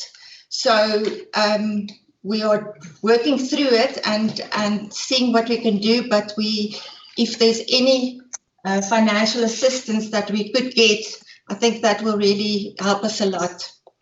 Thank you. Okay. So, Chair, we have covered the points on the presentation. Yes. Deal with the Hamaanskraal water. Okay. Good evening, Chair, and good evening, honourable members. The name is Gilberto Martins, and I will deal with the Rooiwal, the wastewater treatment plant. Slide 29, 30, and 31 are the important ones because it deals with the appointment of the key role players that will be delivering phase 1 of 4 phases. Phase 1 is the phase that's been been contracted for, and it's important to note that Rooiwal is the feeder to Timber water plant, which then distributes water to the area of Hamaanskraal. So it's very important that whatever work gets done at Rooiwal in its totality has a direct impact in the communities upstream from this particular treatment plant. On slide 29, Chair and honourable members, the first appointment you'll see is the appointment of Ervat. Ervat is obviously a water resource company, which is a part of Ekurhuleni, and they will be the implementing agents. And that's certainly to deal with the capacity that the city is lacking at the moment to ensure that the project is run and properly and within time, within budget. The next slide, 30, is a critical one because this project is not new. It was started in August 2019. However, after a dispute, what happened, the contract was cancelled. Immediately the contract was cancelled by the city, there was a court interdict put in place and no work could proceed on there. Following which, on the 3rd of March 2020, the court indicated that the contractor must be reinstated and therefore the work can continue. So the time that was lost between August and March was not due to non-performance, it was due to a court interdict which had questioned various areas and the cancellation of the contract by the city of Tshwane. We can safely report, Chair and honourable members, that the contract has been reinstated, and as at the 18th of May, the contract has been operational on site doing the work that they contracted for. The one issue that took us a little bit longer than required, you'll see on slide 30 at the bottom, was the community-related matters. However, these two have been resolved through the MEC's office and the community participation. Project steering committee is in place, the CLO is in place, and the various work streams as contracted for have been elected. On slide 31, you will see the consultants have also been appointed. And this is important because this is a 4-phase project. However, phase 1 is the only one that's out on contract at the moment. And therefore, you will see there how phase 1 rolls out at the bottom of the slide. The contract amounts, the dates that it went in, and obviously this is a 24-month contract for phase 1.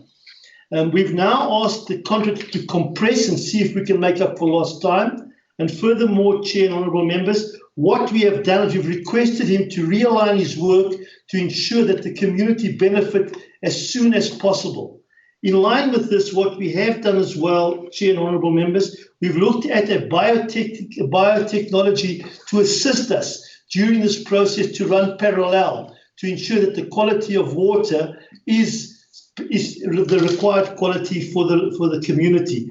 It's important to note that these contracts the plant will not stop. Phase 1 will continue while the plant is operational. So it's a very delicate operation to ensure that we don't disrupt the flow of water to the communities. On slide 32, 33, and 34, and I won't go through those clearly indicate exactly what will be done on phase 1. For example, they'll remove the macro burners, they will do various issues in terms of the roofing structures which have been dilapidated and have not been maintained, and they'll upgrade the reactors. And certainly on slide 34 and 35, those will indicate the total scope of work that will be done within the 24 months and the original contract price. On slide 36, you will see Temba water plant. And this is a critical one because this is the one that gets, let's call it the water that's coming out of the Rooival, and that then gets obviously purified, which then goes to the community. So equally there, we've got a program that's being done. The plant has been upgraded. You'll see that the plant can produce 120 megalitres per day. It's currently on 80, but the problem that's happening there is that the quality of water that it's receiving, it cannot recycle it out to the rate that is required. So equally at the same time that the plant of Rooival is being done, the Temba water plant purification is also being done, including the biotechnology to assist to ensure that the water is of the quality that is required. You will see on slide 37, and I'm going to ask Lafadi to give us just on the view of that, on the alternative technology which is being gone out as a request for proposal, so that we could then at the same time, parallel to what's happening on the phase 1, this will also be addressed. If I can ask Administrator Lafadi just to fill in on this one, please. Thank you very much, Chair. Honourable members, Lefadi Makibinyan is my name. What is actually happening here is to augment what is happening upstream at Rooival wastewater treatment works. So we are looking at what should be the output of the Temba plant, because the Temba plant is what is providing potable, drinkable water to the people of Hamaanskraal.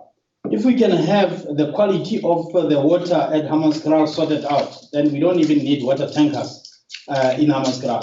And the capacity that we are producing there are sufficient to cover the entire Hamaanskraal and the extended areas. So we are currently, as the slide highlights, going out to try to find alternative technology solutions that will ensure that we remove the nitrates and the phosphates that are actually the pollutants that are making us not meet the SANS 241 drinkable water standard at Hamaanskraal. So we have also commissioned the rainwater, which has done the diagnostic of the plant itself, the Temba water treatment plant, to ensure that we can pick up any deficiencies that can be optimized in the meantime. And that report of rainwater has been completed, has been discussed internally at this point in time to plan the way forward. Quite a positive, findings have been identified in that particular report. But this will be augmented by alternative technology solutions that we are out to source. That is in a nutshell what is happening there. Thank you very much. That's the Hamaanskraal chair. Okay, thank you so much, team administration Tshwane. We sincerely appreciate this input. Members, it's that time to interact with the presentation.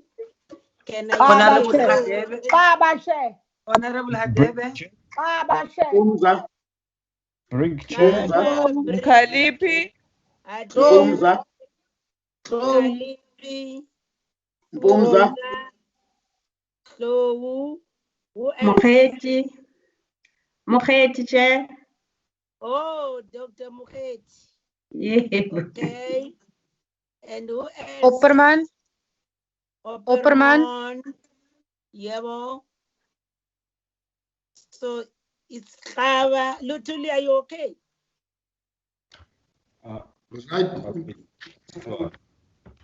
I want to speak.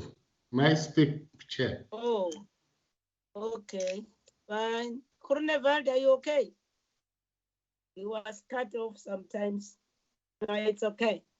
We'll follow this order. Kava, Brink, Hadebe, Mkalipi, Mpumza, Claude, Mokgeti, Opperman, Lutuli, and Lutuli. Yes. Honorable Kava.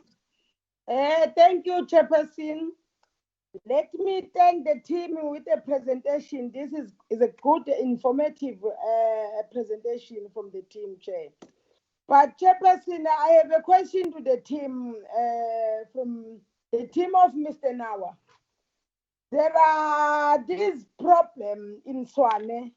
When I check the presentation, some of them, they are not included in this presentation. One of them is the church where there was victims of flood in Tshwane. The pastor took all these people to absorb them to his church, and the pastor was crying to say, these people, no one is looking after them. But when I check the presentation, they are not included here in the presentation to say what happened about them since then until now. And also, Chair, I saw in the presentation the depopulation, 1,000 people.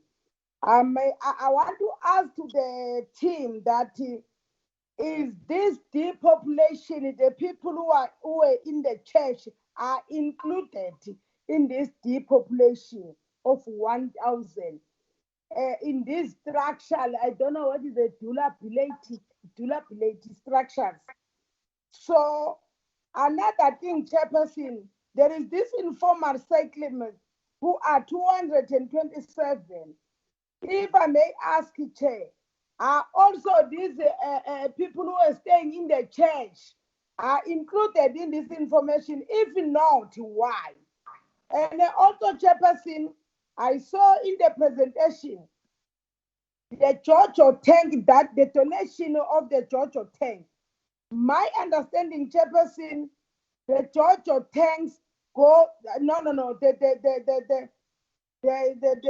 water tank, they goes with the Jojo tanks. But I didn't see anything here talks about Jojo tanks. It's the only talks about the donation of water tanks. Where the Jojo tanks is the city of Tshwane didn't get any Jojo tank as the Minister of Informal Settlement was donating from the department in all cities and local government, the Jojo tanks and water tanks why, if they do get this Jojo thing, why they did not talk about it here in this presentation? If they didn't get it, if they got it, is those Jojo tank full of water to help people who in need in water to adhere the COVID-19 regulation? Thank you, Chair. Thank you, Honorable Kaba. Honorable Brink. Thanks very much, Chair. I think thanks very much for the presentation. It is a worrying presentation, perhaps somewhat worrying for the administrators, even more worrying for the poor councillors that are going to have to resume control of the city at some stage. I want to raise 4 issues in particular. The first is Section 139 1C and governance until an election can be held. Number 2, the problem of the unfunded budget has been presented to us. Number 3, food distribution to needy residents.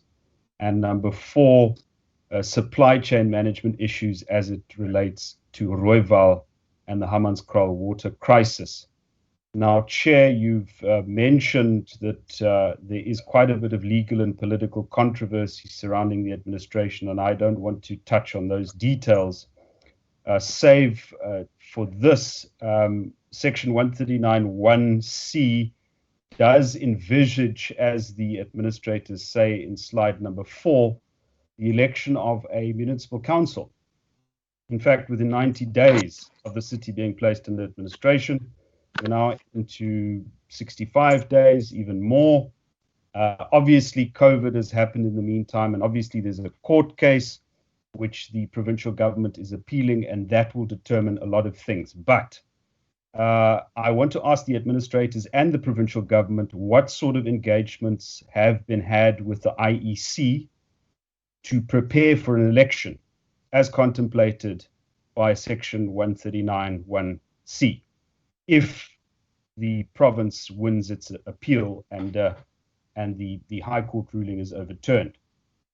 What's been the engagements? What's the state of readiness?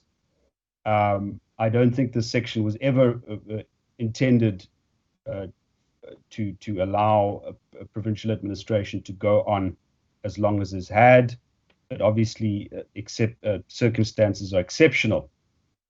What is particularly worrying is that in the meantime, budgets are being approved. We heard mention of 100 and something people being appointed for some another task, which I think is worrying in itself, given the financial situation. But all of these things are happening without council oversight. And if you want to raise concern about a lack of representative participatory democracy, the longer the administration goes on, the worse it is in terms of oversight and governance. Then, Chair, I think really the crux of the presentation is the unfunded budget, as is apparent from slides 20 and 21, and also the comments by the administrator. And it says here, in order to accommodate the lower collection levels, the 2020-21 expenditure budget will have to be adjusted downwards. And obviously that is also because of the lockdown and the effect that has had on payment levels. The problem, Chair, is that this budget has already gone out for public participation.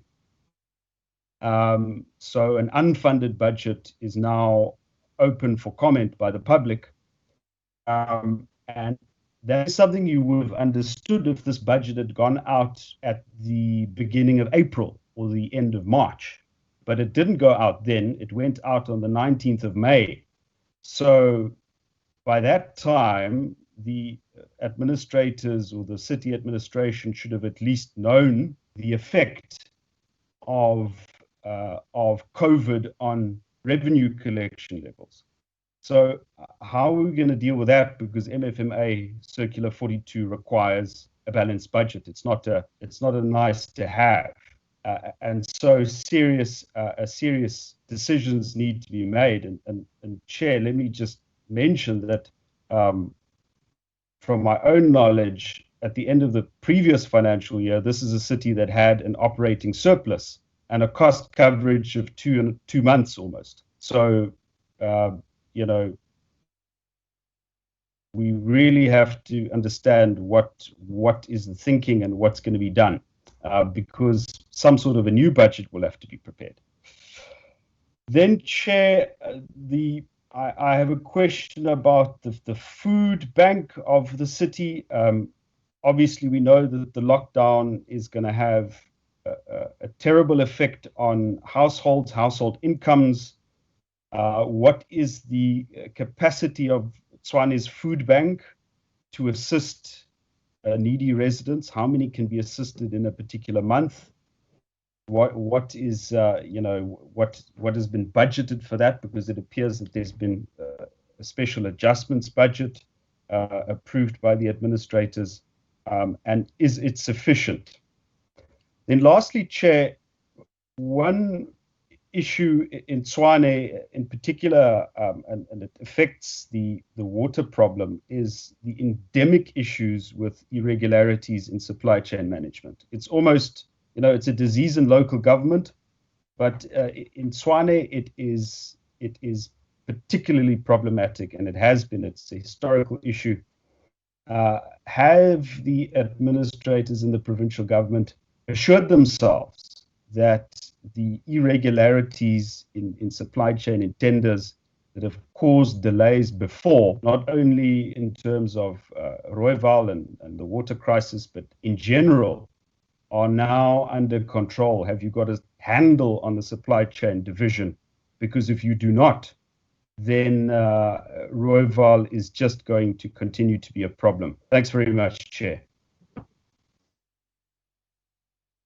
Thank you so much, Honorable Brink. The next speaker is Honorable Hadebe. Thank you, Honorable Chair. Just to follow from what Honorable Brink has raised, indeed, Chair, the city of Tshwane is a special case. It requires our special attention. We all know, indeed, it's a well-known fact that there are ongoing court cases as it relates to the issue of administration. And secondly, we're affected by this pandemic. However, Chair, life for ordinary community members in Tshwane needs to continue, and service delivery has to be provided, and priority needs to be given to the poor, particularly the disadvantaged.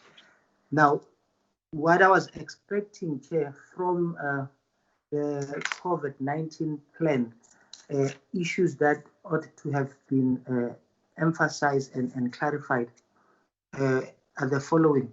The plan speaks about taxi rank disinfection program, but they did not give us a detailed information. I'm interested in understanding how many taxi rank are there in the city, and how many are still operational, and how often are those taxi rank sanitized and disinfected.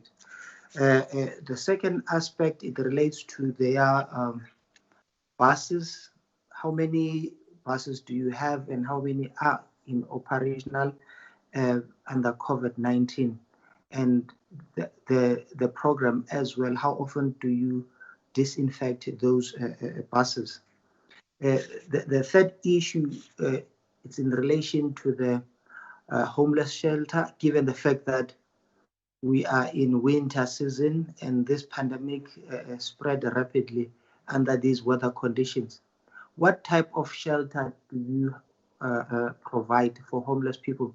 I'm raising this question that we have seen in many areas that others will provide tents which are not adequate or suitable for housing people under the pandemic and in these weather conditions.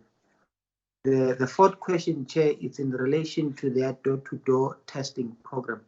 I'd like to get an understanding whether or not that program is still ongoing, and how many tests are they conducting daily?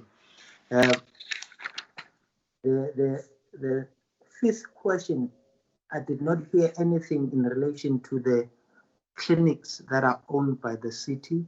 How many are in operation? Whether or not there are challenges. We have heard from other cities, they had to close down several clinics because of issues of COVID-19. Is Tshwane facing the same challenge where they had to find themselves having to close some of their clinics? The last issue, it relates to Chair, their 2020-2021 budget processes. I'd like to get a sense and understanding how far are they with the process, given the fact that the budget cycle for the financial year under review will soon expire. So just to get a sense of comfort whether or not all the processes are well ahead or there are any challenges, given the fact that they are under administration. Thank you, Chair. Those are a few questions that I would like to pose for now. Thank you. Thank you, Honorable Hadebe. Honorable Mkalipi. Thank you very much, Chairperson. I won't be long. The reason being is that some of the issues have been raised by my colleagues. Nevertheless, thanks for the presentation from the team of administrators of Tshwane. The first question that I would like to know, Chairperson, is that who do they account to, since they are a team of 10 and they're supposed to be accountable to someone? I think that if we can be clarified on that one, they can't just take serious decisions as a committee of 10. I know they can be empowered and so on, but the issue of accountability, like all of us, we are accountable to somewhere. If they can clarify that, Ubabunawa, I know that he won't be offended as a person who's leading the team. We need to know when they take this decision, where do they account? I'm not sure what page, but it's the page that speaks about provisioning of water and sanitation. I'm not sure about the number because they're saying that the total number of water tanks that has been distributed to 7 informal settlement of Tshwane, there are 983. But if I add up the number 47 plus 830 plus 106 plus 264 plus 3, it gives me 1,250. I don't know, maybe it's just a mistake on their side. Also, to take it further, what Honorable Beg was trying to also to get a clarity on, you have 227 communities, but you only able to distribute or to intervene in terms of water tanks about 983 tanks. Or is Mam Kize who was raising that point to say that if they can share with us, how do you ensure that a community of 345,000 households, you know very well, we don't know the population of this area, particularly the informal settlement and the intervention in terms of water, which is very critical for COVID-19.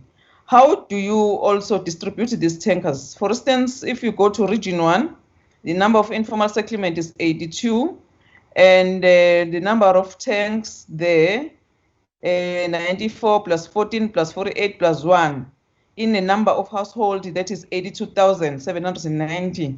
So how do you know, Guti, how many people are also getting help through this intervention in order to cap this virus?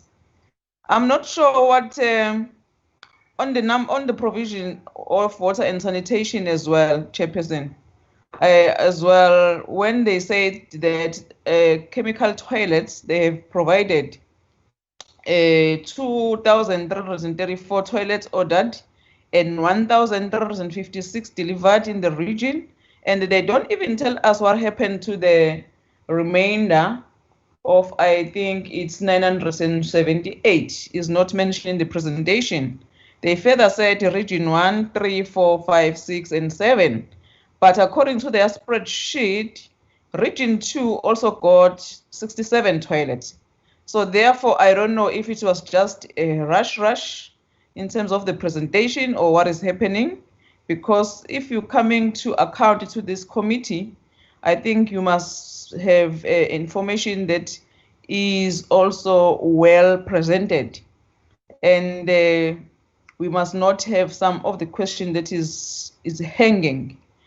And in terms of this number of chemical toilets as well, out of 345 communities, you also provide 3,128, and you know that the virus of corona, it needs cleanliness, if I may put that way, Chairperson. I know they can also justify that. I mean, this problem of informal settlement who does not have sewage is not their problem. Sanitation is not the problem of theirs, because they are just an interim structure. They come yesterday, but at least if they can tell us what is a long-term plan to address this. We can't have such situation in 26 years of democracy. And especially now, the COVID-19 is also pushing all of us to make sure that the lives of people on the ground are taken care of. And when you go to page that talks about the payment holidays, Chairperson, I'm just perusing here on my presentation here. Yes, is relief measures provided to local residents and local businesses. I don't know if Comrade Unawa and all those team leaders, because I should think that even if they are professionals, they have a sense of being activist. If they just come with this good in papers to say that they are intervening in terms of giving the people of Tshwane those options, to me, it does not speak direct to the poorest of the poor. I know that you'll argue by saying that, but the poorest of the poor can't even afford to buy a house. But I'm saying, Chairperson, if you give the people of Tshwane those options, to me, it's when you go to option 4 and option 5, it says here, customers that are up to date and can continue payment. And option 5, customers that can pay in advance. We are talking about the situation whereby people are losing jobs here. And before they're losing jobs, before COVID-19, we have some people also occupying those houses in Tshwane who were struggling. Some of them lost their jobs before COVID-19, and it's becoming very worse now. So if we are saying that way now, as an administrator of Tshwane, option 4, those customers whose account are up to date and can continue with payments, they must pay account in their municipal account full and on time, and will get 15% of June to November property. And you further said that on option 5, customers that are up to date, they're also going to get 20% discount of property rates. So you are talking to people who are already affording here, because my understanding that we need to intervene on case by case, whereby most of the people or half of the population or whatever percentage, but we have to address the issue of people who's not going to afford during COVID-19.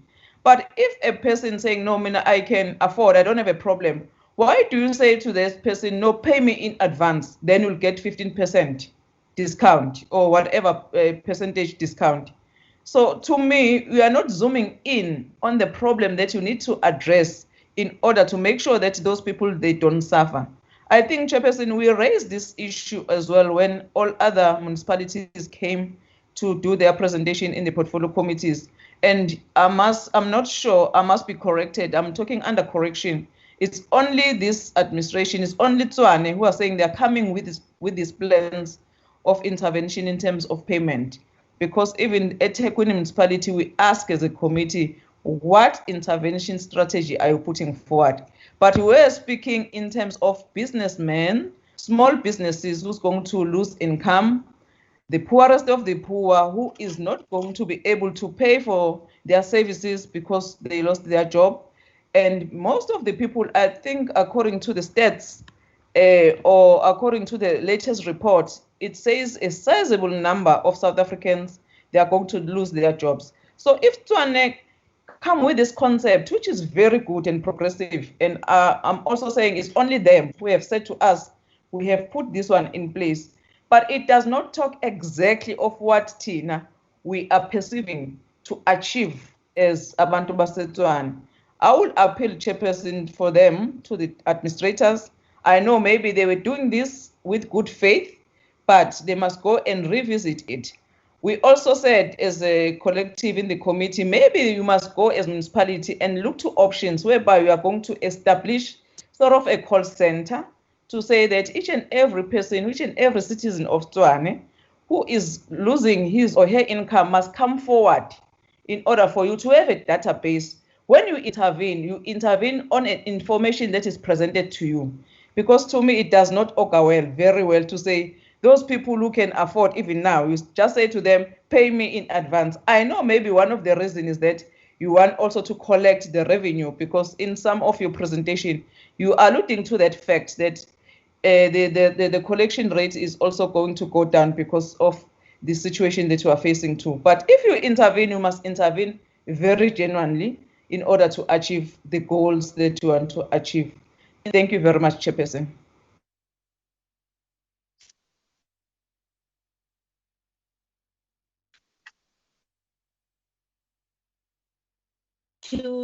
Thank you so much, Honorable Mkalipi. The next speaker is Honorable Mpumsa. Thank you, Chairperson. Thanks, Chair. In welcoming this report, Chairperson, aside the political and the legal wrangles, the slide on the bottlenecks of Tshwane are an indication that the authority of the city was on the brink of implosion. The critical question, therefore, is that where has been leadership in that institution at all levels of administration, both administrative and political? And the intervention of 139, when comparing with that slide, it seems justifiable that section 139C, because it was not only the absence of executive function, but it was the complete absence of leadership. Can therefore the leadership under Mr. Nawa assure this committee that their advent as being intervening, they want to provide the very necessary strategic leadership that has been absent in that particular institution? So again, the slide on revenue collection indicates that the revenue contraction is contracting,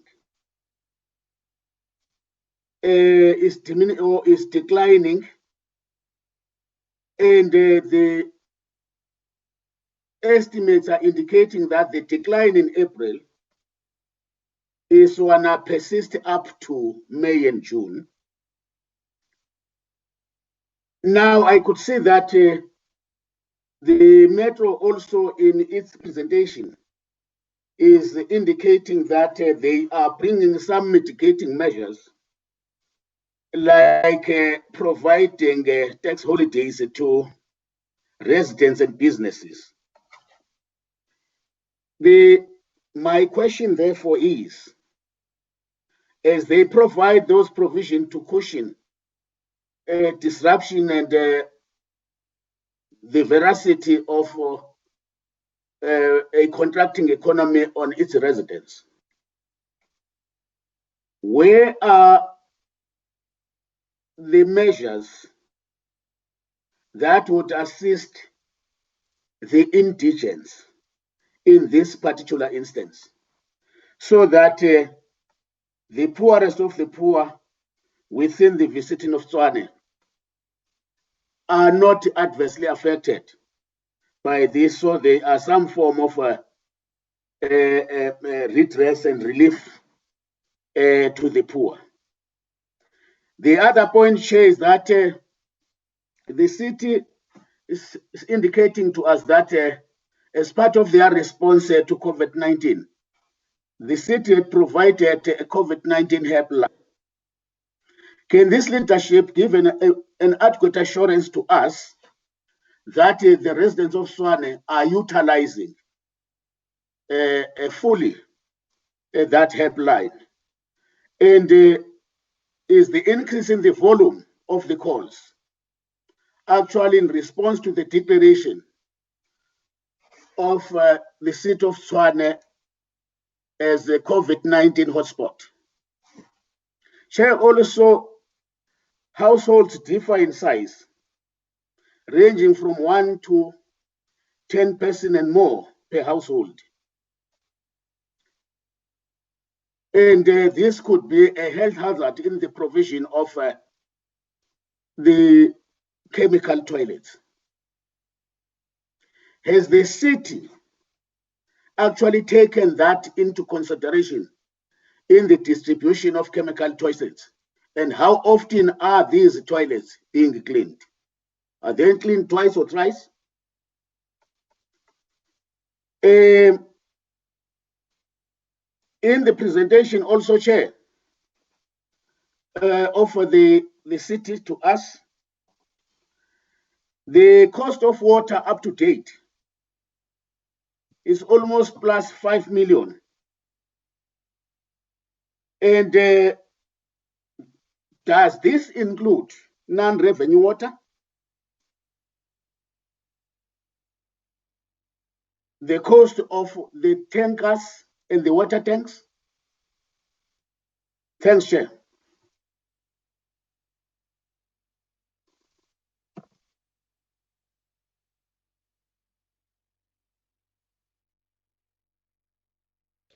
Thank you, Honorable Mpumza. Honorable Tou. Thank you, Chairperson. Let me firstly welcome the presentation by the City of Tshwane and welcome the commitment and efforts made by the new administration team led by Ntatenawa. We are saying Ra leboga ka mmereko o lo etsang. Tswellang pele. My first question will be on the Tshwane residents, that can the city provide assurance that Tshwane's residents are actually utilizing its COVID-19 helpline? Has there been an increase in the volume of calls following the declaration of the metro as a COVID-19 hotspot? Now, another question will be on the cost of water supplied to date, amount to 5,090,752.80 cents. From since when? Does this include non-revenue water and the cost of the water tank and mobile tankers? To what extent that the city reported under collection in April 2020 affect its ability to meet its obligations to service providers, especially Eskom and Rent Water? What is the impact on the servicing of the metro's debt? The issue of household sizes, they are ranging from anything between 1 person and the 10 people, or even more. This has health implications as far as the use of chemical toilets is concerned. How does the city address the problem in this chemical toilets distribution process? Is cleaning and maintaining the toilets twice a week the only remedy that you have, or is there any other mechanism that you can bring in making sure that you improve that? A community group stopped working at one of the municipality quarantine sites. Why? How many community groups are involved? And what is the subject matter of the city's consultations with this group?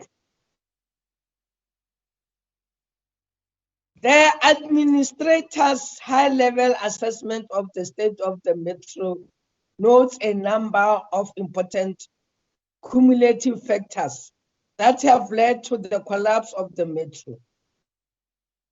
Under the leadership of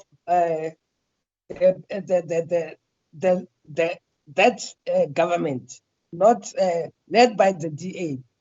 Yet there is no mention of consequence management to recoup the money lost through dysfunctional SEM processes and to address the repeat findings of the Auditor General and poor service delivery. Why are the administrators silent on consequence management? We trust you, Ntatenao. Do your work. Bring change in Tshwane. We know and you can do it. In relation to the provision of water and sanitation services, slides 8 and 10, the presentation indicates that the number of households in the metro amounts to 345,710. However, when estimating the assistance that would require from provincial and local government, the city would need 290 million per month to provide food parcels for 500,000 households. That is in slide 32. What accounts for the extra 124,290 households? The presentation also does not specify how the city of Tshwane intends to deal with the problem of commuters who float the regulations by forcing themselves into buses and ignoring the loading capacity limits. It is not enough for the administrators to decry the matter in the media and call for an increase in the number of buses. This is a law enforcement issue as much as it bus shortage issues. Should not the city also engage the metropolis in this regard? Thank you, Mato. Thank you. The next speaker is the chairperson, Dr. Mukhedi. Over to you, Dr. Mukhedi. Thank you very much, Chair. And maybe let me also welcome the presentation from the administrators there. And Chair, and maybe just to say that there's a huge improvement considering the time that the administration went into Tshwane. Chair, my last question on my first question on the homeless and the shelters, just to check if these homeless are still housed in these shelters, and if they are still housed in the shelters, whether the administrators have an idea of whether they were tested or not, considering the fact that we are in a level 3 lockdown. And then with regard to the non-expenditure of grants and subsidies. I think this one has been a thorny issue. I think Tafita can attest to it. As a committee, we have been fighting at Tshwane Municipality to say non-spending on the grants and subsidies is service delivery denied to our people. So I'm glad that the administrator there, when he was doing a presentation, he said it is due to inadequate planning, and but he did not mention whether now that the administration is in Tshwane, they do have a plan to deal with that expenditure on the grants and subsidies. And then the other one, Honorable Chair, is on the Hamaanskraal water. I'm glad that there's a huge improvement there, and then that the service provider was also brought back on site, even though there were challenges of the courts and so on. But my challenge is on the draft SLA of Ervart. Because when we went as a committee of water and sanitation and human settlement in September last year, we were told that Ervart has already signed a service level agreement. And now, in the presentation, I can see that the SLA is only submitted now for approval, but there's no time frame to say when are they expecting this SLA to be signed. Thank you very much, Chair. In terms of the finances, I think honorable members have covered me quite well on that one. And thank you very much, Administrator, for dealing with the issues of litigation and the disputes on personnel.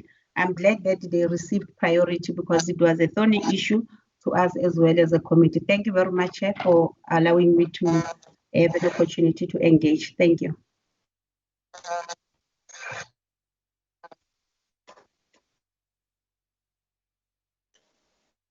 Thank you,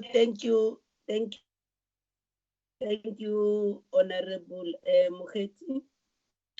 The next speaker on the line is Honorable Opperman. Honorable Opperman. Thank you, Chairperson. I want to ask the team regarding these litigations. How many litigations does the city currently have, and what are the reasons for these? And then I want to know, how will you mitigate the additional COVID-19 cost challenge that you have, keeping in mind that you currently have an unfunded budget?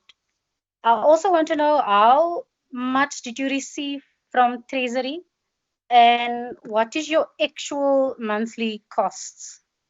Then regarding your AG report on supply chain management, what consequence measures are in place to recoup the monies lost? And then they reported under collection in revenue. I want to know, how is that affecting their ability to pay their service providers like Eskom and Rand Water, and how is that impacting on the Metro's debt? Thank you, Chairperson.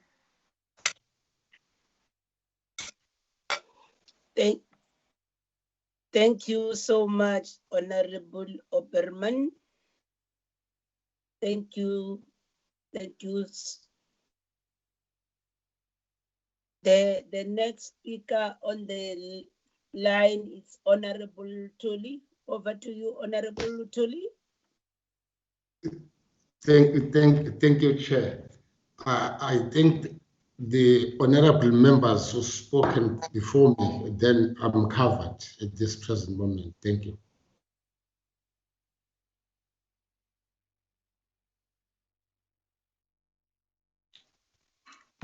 You are covered. Thank you. Thank you, Chair. Then, Honorable Kleza. Thank you, Chair. I thought I was not going to speak because I'm here, Chair. You covered? Yes. No, I'm not covered. I just want to add something. Can I add? Can I add, Chair? Chair. Can I add, please?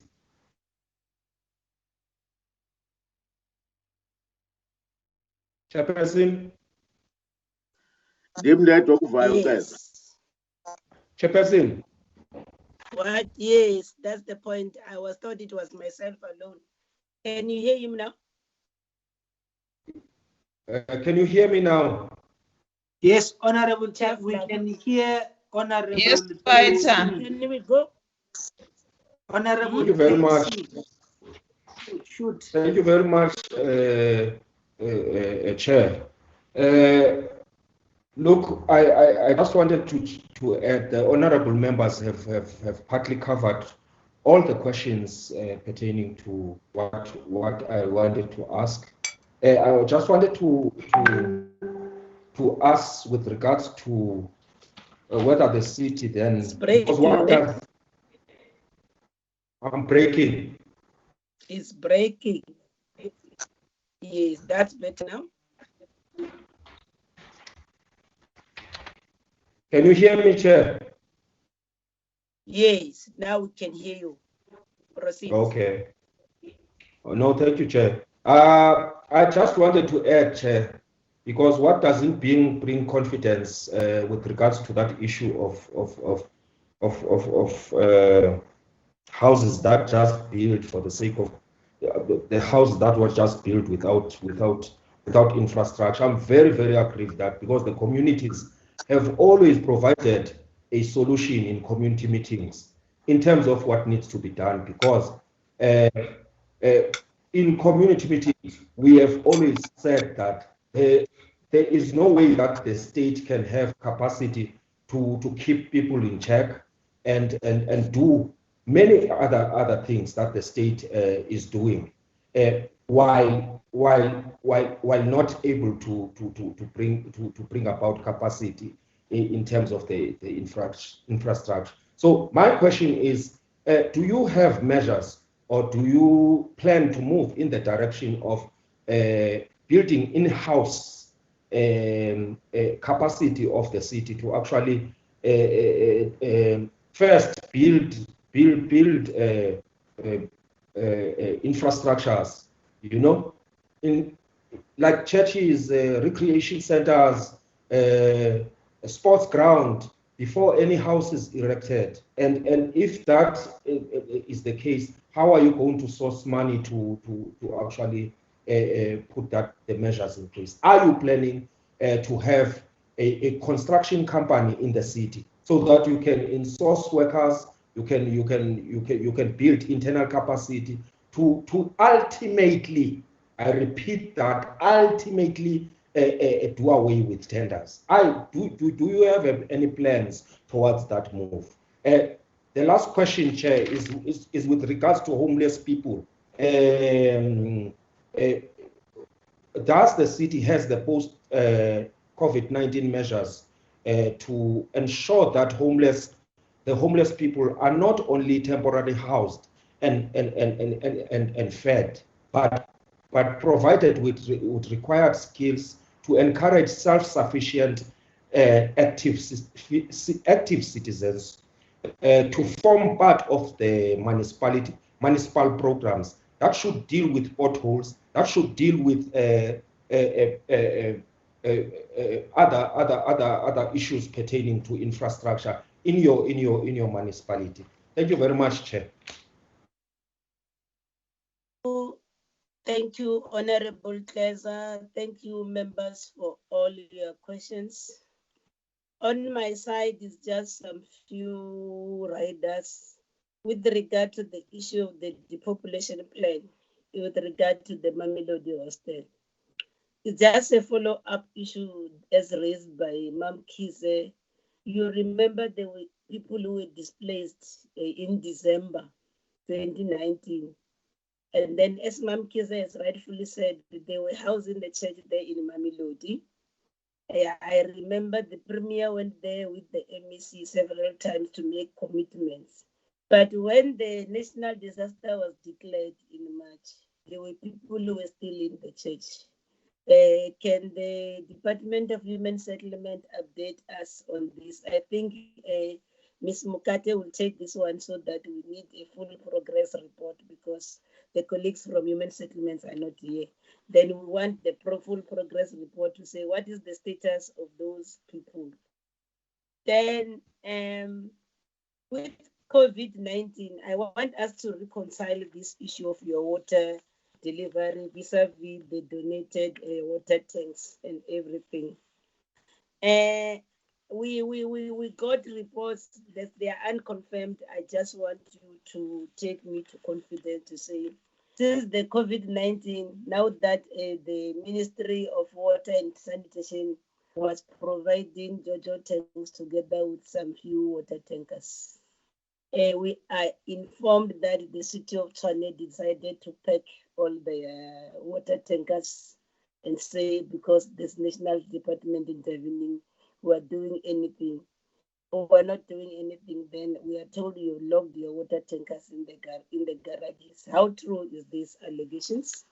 Those are the issues that one wants to raise. The other issue that one wants to raise in terms of your COVID pressure points, the issue of homelessness and destitute. Honorable Keza just said, ask you, you have a plan post-COVID-19, but it was going to be very good if we were able to know the numbers. What are you dealing with? How many people have you attended?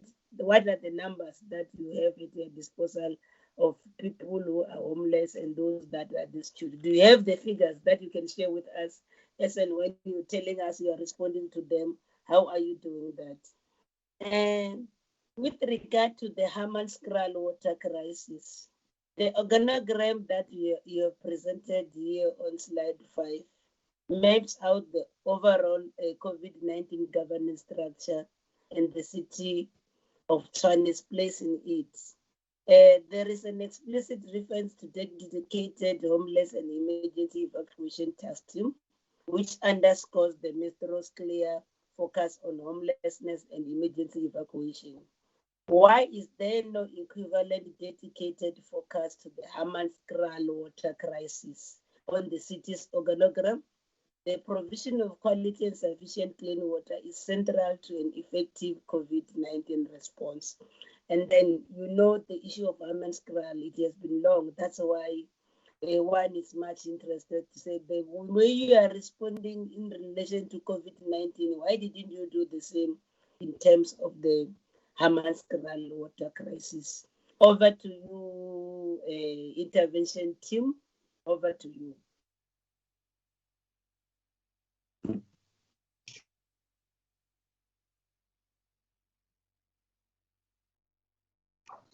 Thank you very much. Perhaps before we answer, we would agree that members will all speak on different issues of interest.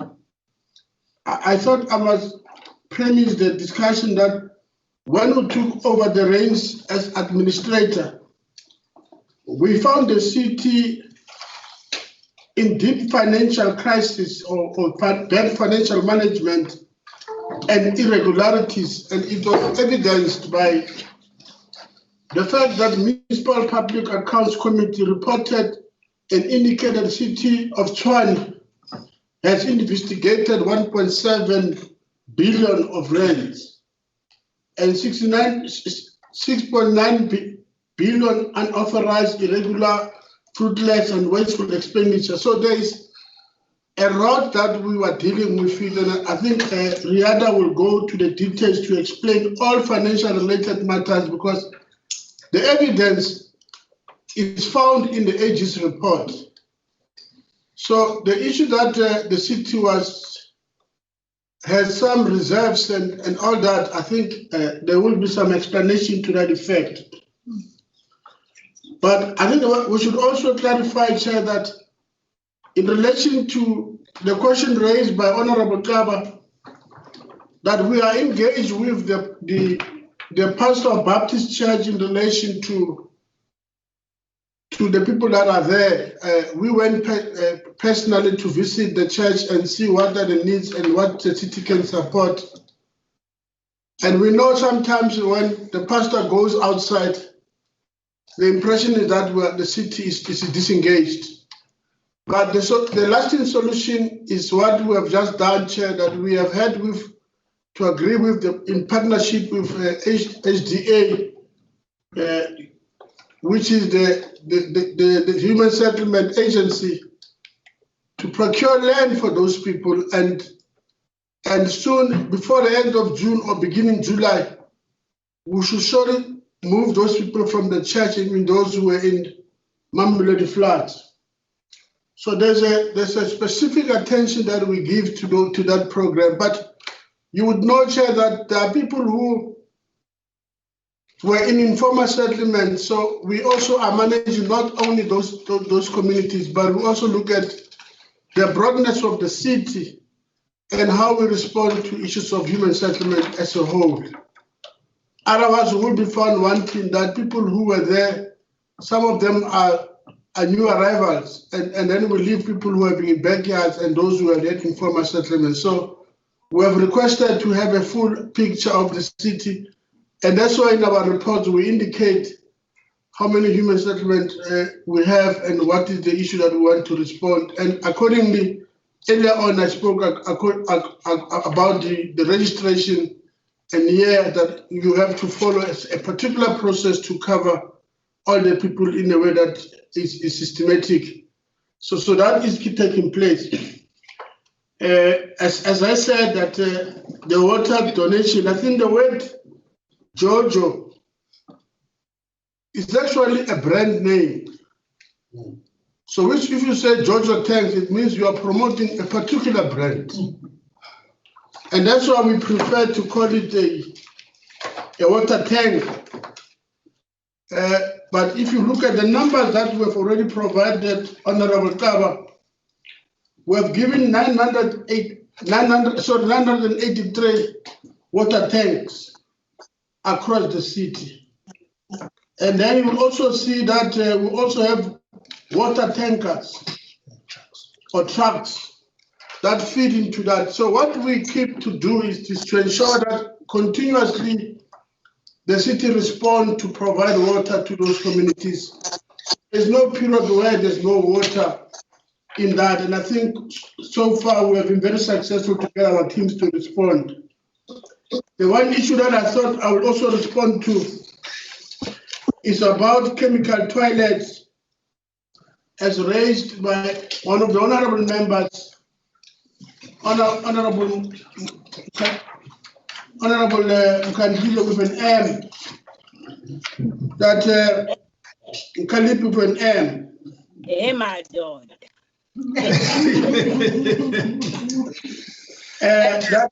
Yes, when an hour with it.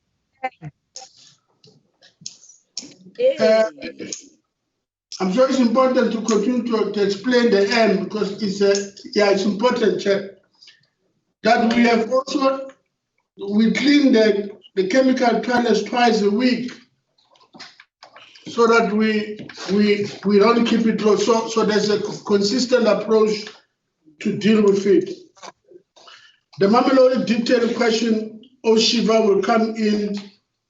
On the finances, Riada will give a full detail, because almost all the questions raised by honorable members have something to do with finances.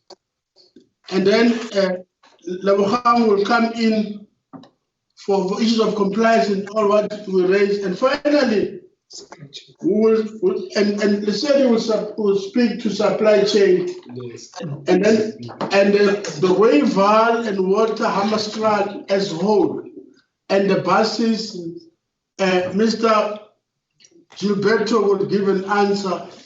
And finally, the city manager will summarize all the small issues that are remaining behind to clean on the answer. So, Chair, we hand over to you, and Riada will start with finances, all the issues. Okay,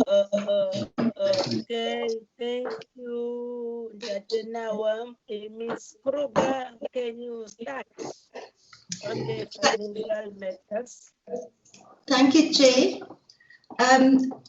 When we came to the city, part of our terms of reference is to deal with governance. So the first thing we had to do was to put the 2020-21 budget and IDP that was developed by the by management to put that, to approve it to go out for public participation. So yes, those do not reflect any COVID expenditure, but that is why we were telling you that we are now looking, how do we rework that budget so that it really becomes a realistic budget.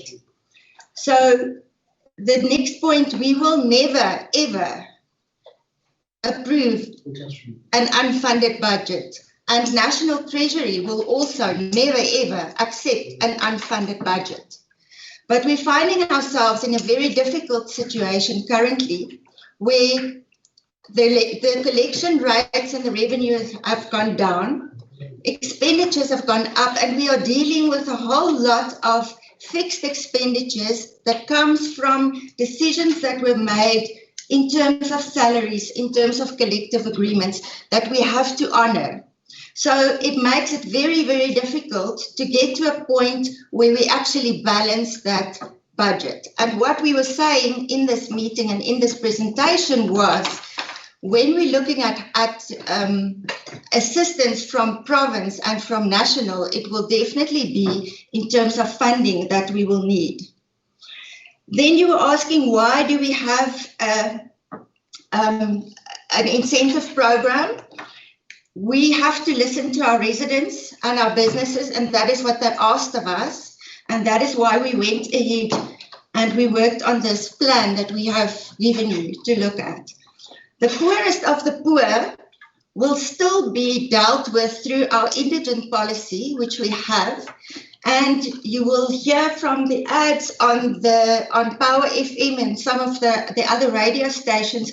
We encourage people that cannot pay accounts to please come and register and come in, so that on a one-on-one basis we can actually deal with them and decide whether we need to put them onto that indigent register so that they can get all the free amenities that we give with that. Now, when you look at our indigent program, we are also giving much more than the regulation asks of us. So we give about double the kiloliters of water, we give a full service of refuse, and then we give all the rights from those properties, or those who would have properties, we give for free. So that's how we deal with the poorest of the poor. But now, you know, we have to now start competing for disposable incomes on your normal households, those people who have not lost their jobs or who can still afford to pay, because they also need to now start and pull in their belts. So what we want to do is, and as you do for good financial management, we have to look at our cash flow. If you look at our cash flow, if we have to go and lend money, that interest rate that we're going to pay will be far more than the cost that we might run up through the incentive program. So it is a well thought through program, and we have looked at all those areas. The money for the food banks, as you know, Provincial Social Development have been dealing with food parcels, and we've been helping them. And the Premier, when he came to visit our food bank, specifically asked us, what is the city doing to attribute to these food parcels? And that's why we looked at our indigent register. We're seeing that almost about 500,000 people will need assistance, and we came up with that number of 290 million per month, which it is going to cost us if we have to put money aside for food parcels. And we cannot afford that. However, currently for the month of May, all our liabilities, all our accounts, except for the Eskom account, has been paid already. The Eskom account is only payable towards the end of next week, and we are certain that we will get enough revenue so that we have cash flow to pay that. And as you know, with all our investors that we have and the loans, we are very careful what we do and how we pay our liabilities. But currently we are still meeting all of those obligations. And then just one more comment. There was a comment that said in previous years there were cash reserves and now we are talking about deficits. But, you know, if we look at the residents complaining about the service level or the service delivery that they're getting, then maybe we should ask the question, should we have had those reserves or should we have spent it on service delivery? Thank you very much. Okay. Lebo.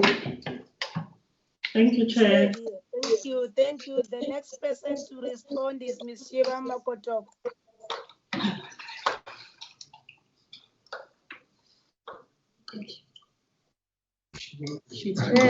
Thank you very much, Chair.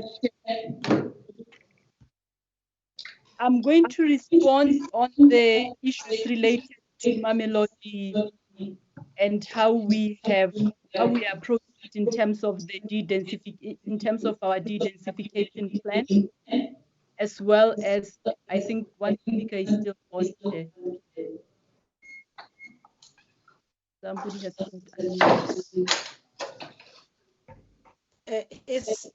I suspect one of the mics are still on there. Can the colleagues switch off the mic so that we can hear you, Shiva?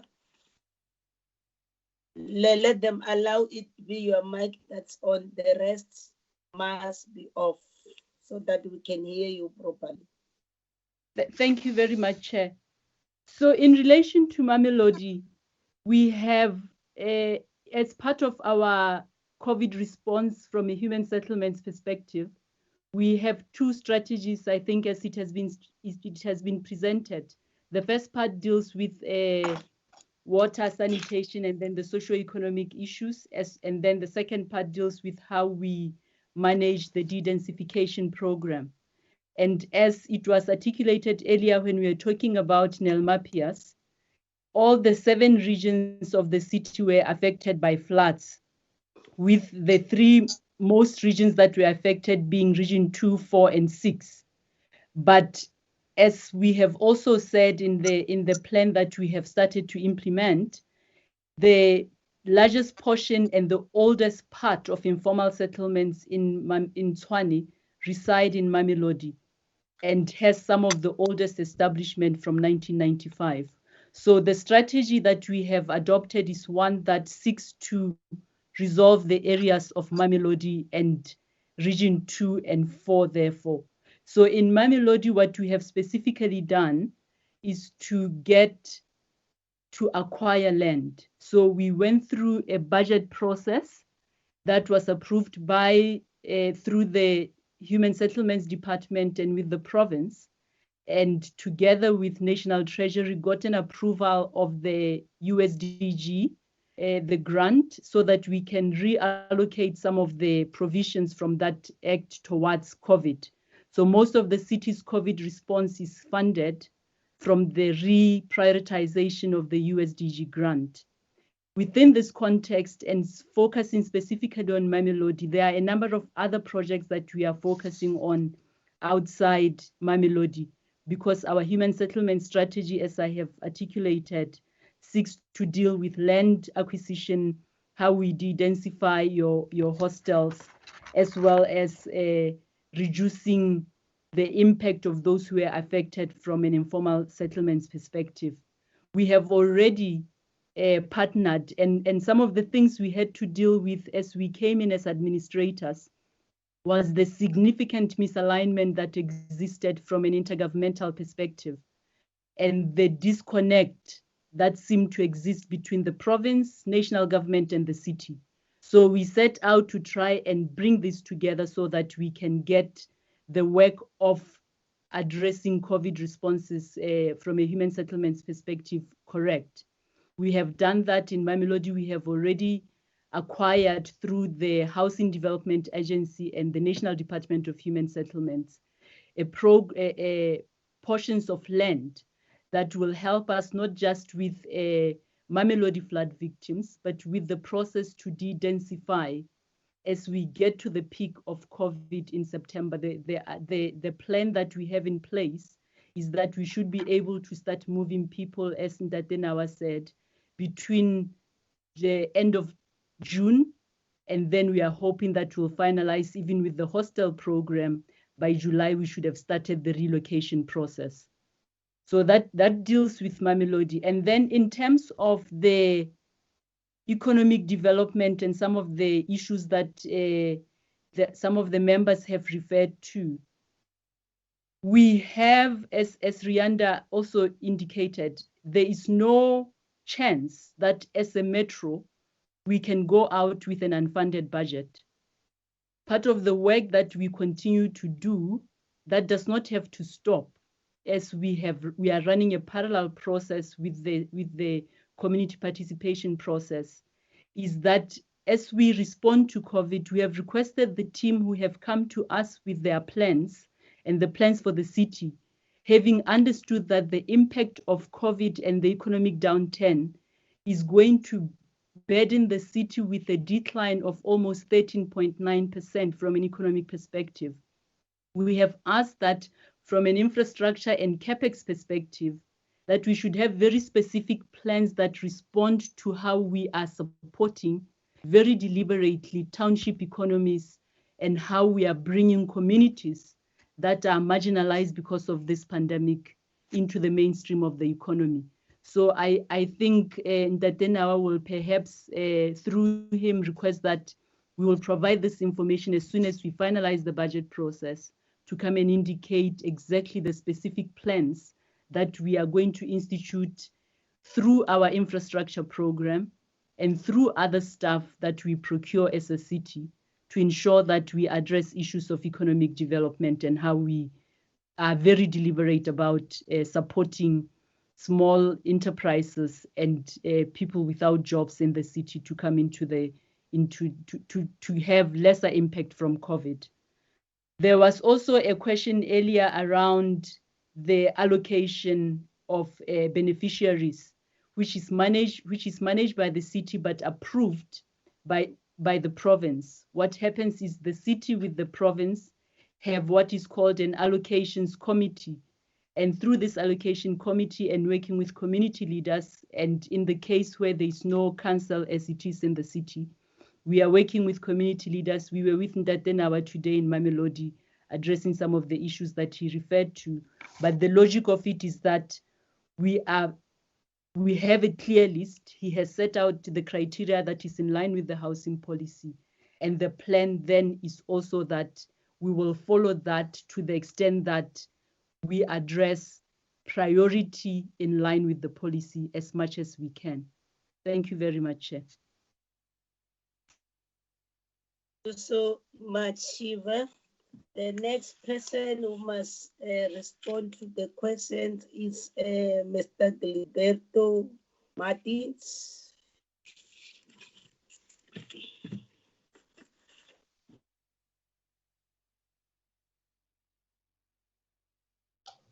Thank you, Chair. Honourable members, and I will firstly like to respond in terms of the public transport, which Honourable Member Hadebe requested a response. I'll respond to all three sectors, Chair and Honourable members. Firstly, the taxi ranks, Ariang bus service, the Tshwane bus service, and I'll also speak about the Mamelodi bus service. In relation to the taxi ranks, there are 43 taxi ranks within the city of Tshwane, of which 34 are city-owned and 9 are in the malls. On the 34 that are city-owned, we've had various meetings and have a partnership with Santaco and NTA, where we have a full sanitization program within each of these taxi ranks. What this effectively means that initially there was a very deep cleansing of each of these taxi ranks, where it was deep cleansed, and obviously from now on, they get cleaned and sanitized, at the same time ensuring that the commuters, the taxis themselves comply. There's also a regional taxi command council, which is chaired by the MEC of Gauteng, MEC Mamabola, and that taxi and command council equally provides feedback of what is happening at each of the taxi ranks. For example, in the Hamaanskraal taxi rank, we provided water tankers permanent water tanks which are filled to ensure there's water for people to be able to wash their hands, and certainly for the people that may be running spas shops there or informal traders, there's water available. We provide them with sanitation, liquids, gloves, masks, and the equipment for the sprays. And this partnership goes together hand in hand with NTA and Santaco. This effectively means that they've got their own people also in the ranks who also monitor to ensure, first of all, compliance in terms of the number of commuters traveling and the sanitization of the taxis every day within that particular taxi rank. The taxi ranks are sanitized twice per week, depending on the size. Not necessarily the deep cleansing, but certainly the normal cleansing which is happening on taxis and with the commuters. So that would deal with the taxi ranks. If we then go to the Tshwane bus service and the Arieng, I think that is critical because these services are being provided. All buses in the stations are sanitized daily. They are inside each of the buses is a hand sanitizer as you climb up on the step on your right-hand side, which clearly you sanitize before you go in. If you don't have a mask, the driver will not let you board. All social distancing signage is in place as you enter the station, as you enter the bus, and then each of the seats where you don't sit on has been demarcated as a non-seat for you to sit on. Also, no standing commuters. What's very, very important, we've also downscaled the number of buses. Obviously now at level 3, that's been reviewed to increase the number of buses because more people are going to work. At the moment, the Arieng is using 36 buses, and the Tshwane bus services was providing 40 buses to transport essential workers. Now that's critical because certainly that's the essential workers within the city. Equally, in terms of the Mamelodi bus service, that is in place. It's running between 6 a.m. and 6 o'clock at night, and all routes are operational, again, with the capacity in place and the demarcation to ensure that the capacity is limited. However, an honourable member raised the issue of people forcing themselves onto the bus, not prepared to wait.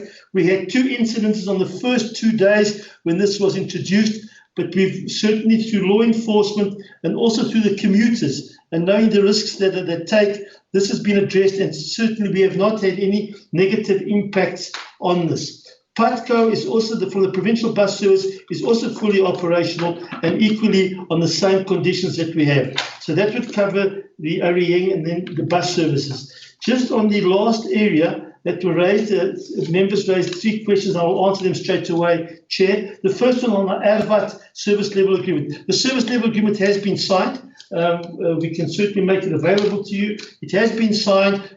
Conditions of the implementing agents have been specified, and now an individual service level agreement for Rooiwal Phase 1 is being developed. So all the required documentation has been completed for Rooiwal Phase 1 for all consultants, including the service level agreement with ARVAT. In terms of the expenditure grant that the member raised, yes, unfortunately, the capital expenditure grant, as at the end of Q2, was sitting at 23%.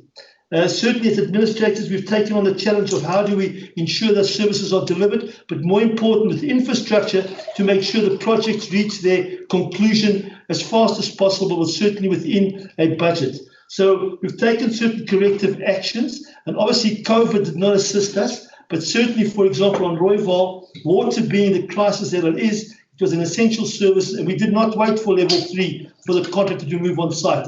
Hence they moved on site on the 18th of May. And lastly, in Tshwane, all of the driver license testing centres and the vehicle testing centres have been opened. Important, Chair, is that both Minister Mbalula and MEC Mamabola have done visits with us to see the state of readiness. They've travelled on our buses, they've been at the stations, and certainly we have complied with all the requirements. And now it's just an ongoing monitoring of everything that's been done to ensure that we comply completely and certainly ensure the safety of all our communities. Thank you, Chair.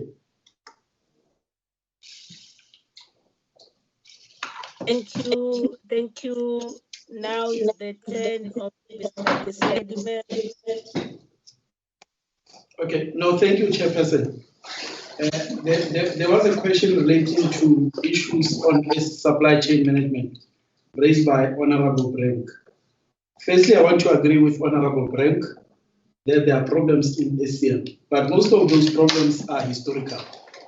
They did not start yesterday, like he said. To make the point, Chair, upon our arrival, we received a report from the Auditor General, which spoke about the irregular expenditure, unauthorized expenditure, and the fruitless and wasteful expenditure, collectively of about 5.5 billion. There was an issue raised again on contingency liability of about 5.2 billion, which relates to suppliers who have taken the city to court. Collectively, all these amounts, amount to about 10.7 billion. So there are seriously problems. There are problems in supply chain management. But what has this administration team done? We have, upon receipt of the AG report, we've developed a post-audit action plan, which we are currently implementing, which is addressing the issues raised by the AG. And most of the issues raised in the report are in supply chain management space. And there was an issue around consequence management in the city. It's true that there's been weakness in that area. We would note, Chair, that there were officials that were suspended before we arrived. As we arrived, they came back to work. We are addressing those issues in order to clear or to finalize their cases. There are issues in supply chain management that we must still deal with, so it's still an area of weakness. The other issue relates to the re-engineering of the supply chain management unit, where we are addressing issues around three issues. Around people, those are staff members in supply chain management, whether they are fit for purpose, whether we've got requisite expertise in terms of the staff complement of SCM, their qualification, experience, with a view that ultimately we must restructure and capacitate SCM. The second issue relates to issues of processes. Those are business process re-engineering exercise. It speaks to redesign of workflows to optimize end-to-end processes. And lastly, it speaks about issues of systems.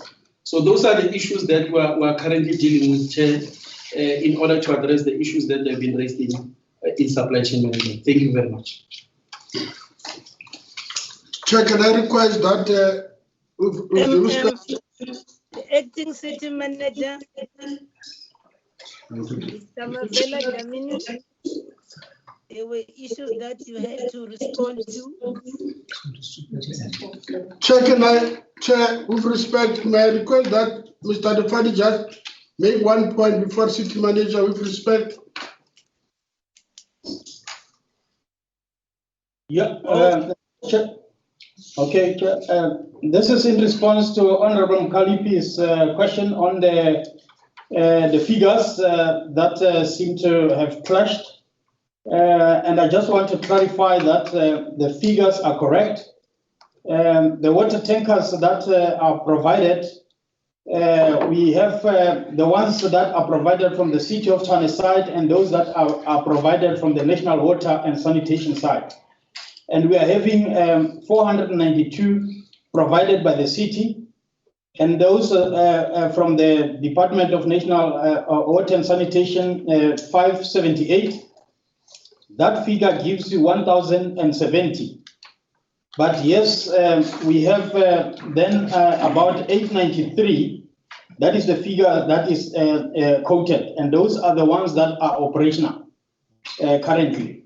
Because out of the 492 that is provided by Tshwane, all of those water tanks are operational, which means we have built the stand and they're sitting on the stand and they're being filled and providing water. The ones from the National Department side, out of the 578, we have provided 401. So if you look at the operational water tanks, it's 492 and 409, that gives you 893. Those are functional, operational water tanks that are providing water. I thought that I must just clarify that matter. Thank you very much. Thank you so much. City Manager, Acting City Manager, Mr. Dlamini. Thank you very much, Chairperson.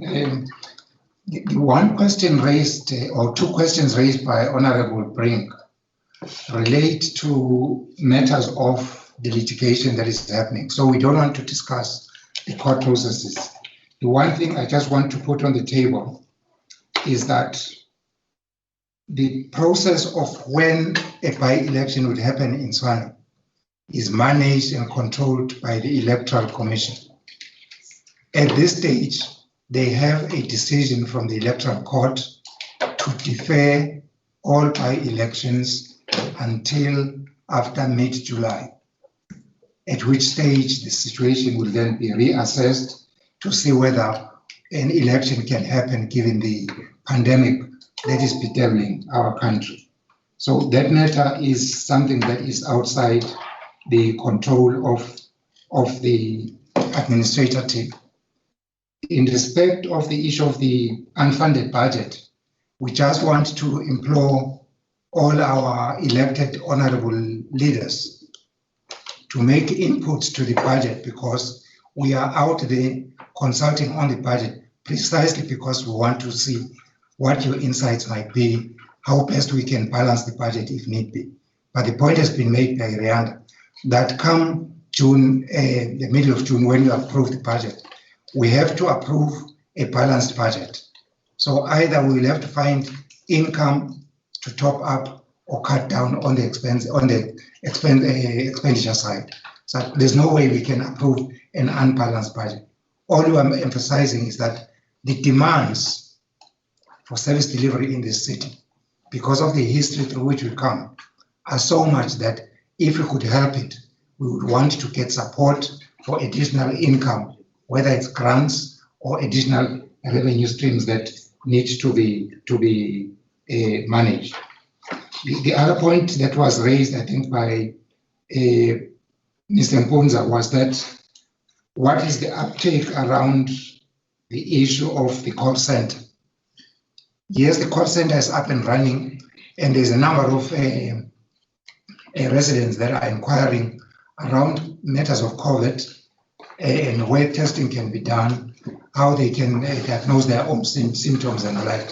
But unfortunately, we haven't got the statistic here and now.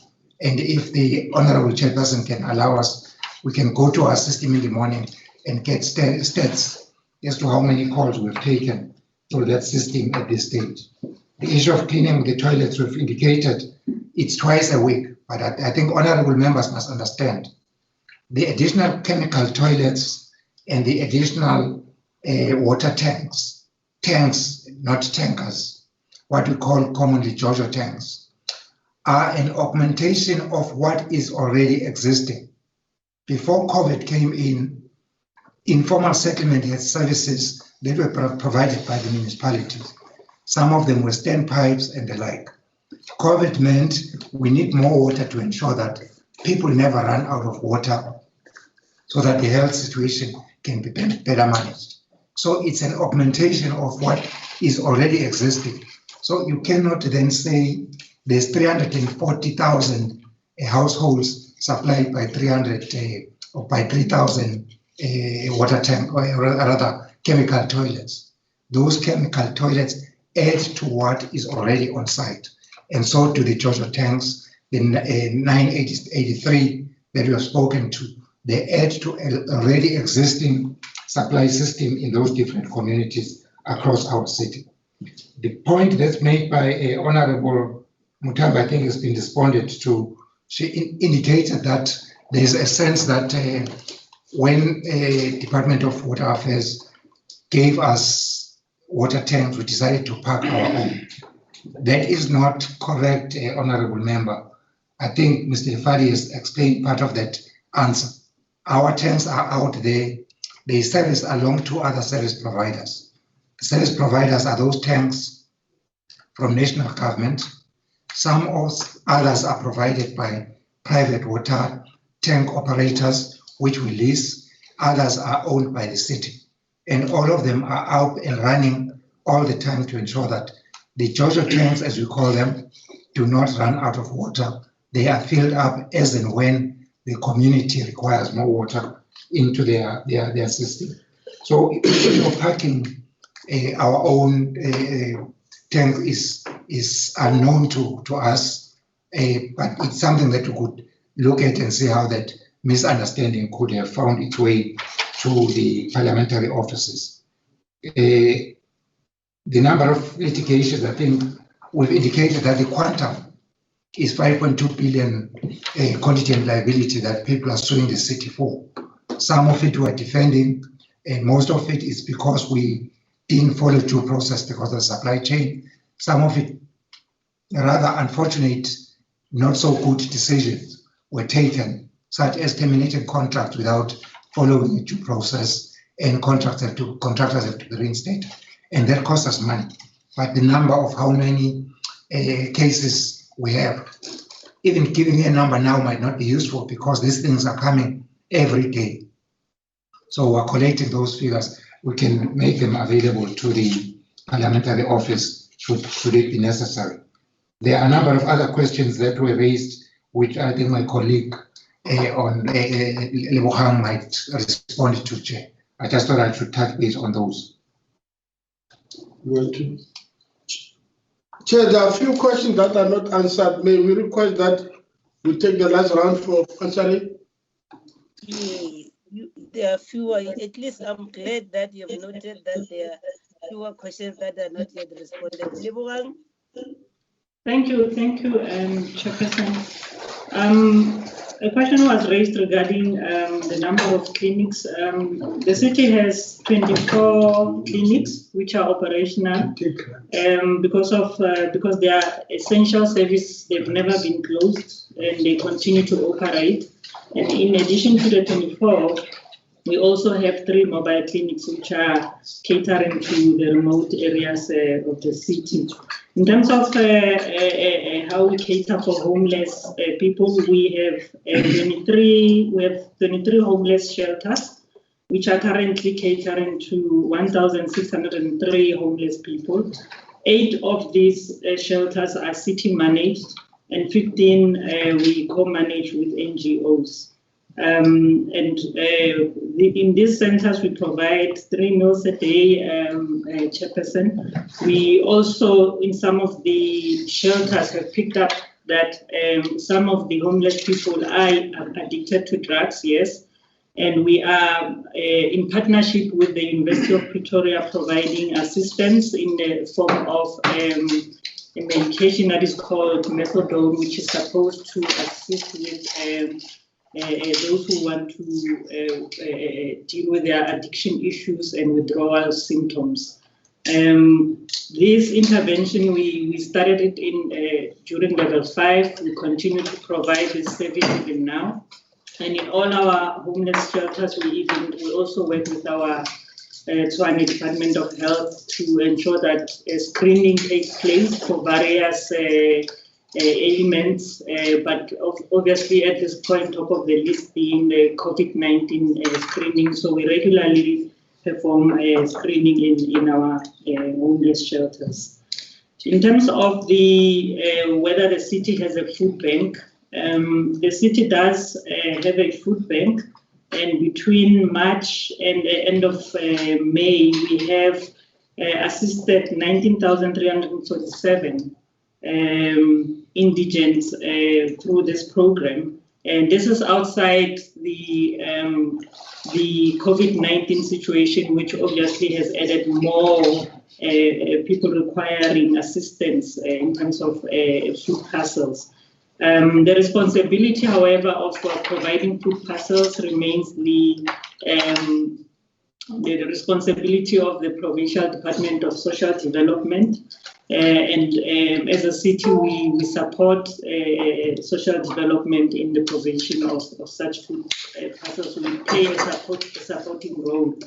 We also have donations which we manage of NGOs and individuals who approach us who would like to assist with the provision of food parcels in our various communities, and we support that as well.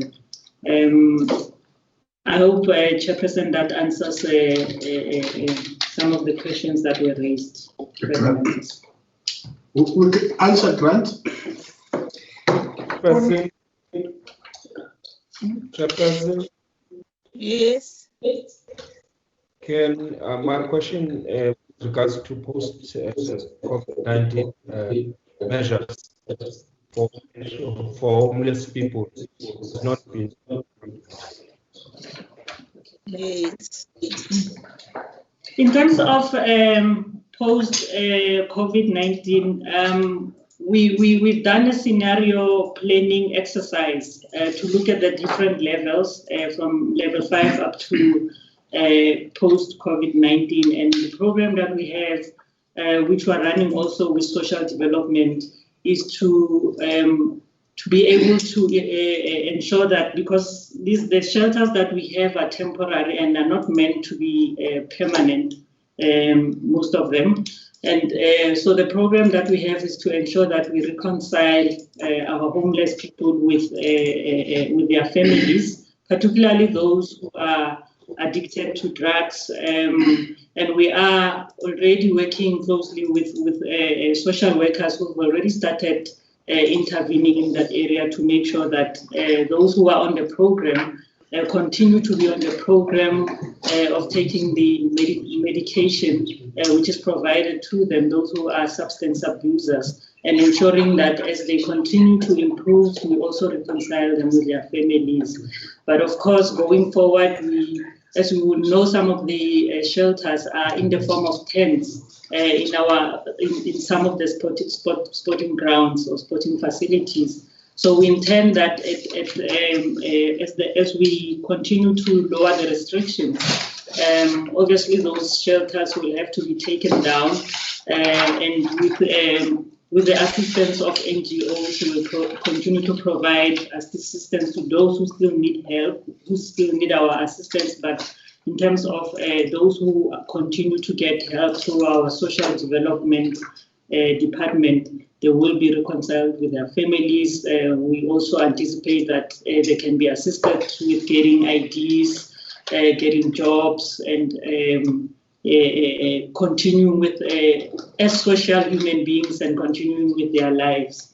And that's the program that we're busy with, also in conjunction with the University of Pretoria. Chair, can we amplify the question raised by Honorable Mkhaliphi about who are you accountable to? We are accountable to first to the minister, because in the concurrence given to 109 section 1C, we are required to give a monthly report to the minister, to NCOP, and to the Provincial Executive Council. But we are equally accountable to yourselves, Chair. We're broadly accountable to the community of Tshwane. So we are accountable to government structures, but to the communities of Tshwane. And that's why we have created a platform to give back what we are doing inside. There is a narrative that is making newspapers that we are alone ourselves, and we have tried everything to, even in difficult situations or circumstances of COVID, that we are able to communicate outside and give the indications of what is the state and what is the plan of changing and restoring a governance. So we are accountable to yourselves as a supreme body of our country. In relation to the incentives, I think the other made a good attempt to explain. We want to get people who could be able to pay, and we're sensitive to the poor, Honorable Mkhaliphi, that how best can we also focus on indigent, register and give services to those who can afford. Primarily in post-COVID, we are saying we need a very integrated response that would not only respond to socially, but we also look at how do we help small business, informal traders to emerge and to contribute to the development of the city and and the economy of the city. So I think the point that says, how do we deal with the tenders? We are going to be somehow skewed to those who should we help to build. And I think we also say the people of Tshwane must have a first preference so that even the small one, and I think, Chair, the issue that I thought we should also raise that today we're discussing that in Tshwane, the face of COVID, it appears it's women who carry the responsibility of COVID in our communities. And so our procurement might end up looking that direction to help revive small business, traders, and those who are entrepreneurs. So we are sensitive to the issue of how tenders must begin to be balanced. I'm sure the new conversation post-COVID, it is how do we radicalize local economy in a way that government is able to respond to that in detail and remove it from those who have monopolized it over a period of time and spread it according to the people. So that is the attitude we have taken.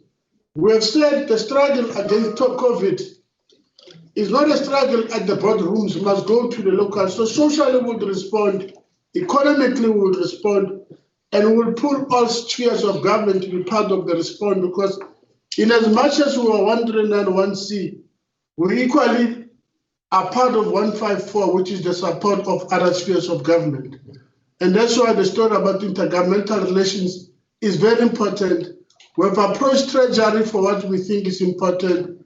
We have approached human settlement on accommodating the people. We have also went to Cooperative National, not Cooperative Provincial. So we are going to open all government doors to be able to help to restore the city. But more importantly, Chair, because we have organs of civil society, including political parties, we, as a body called administrators, it is easy to criticize us from far, but we also have opened the doors that come advise.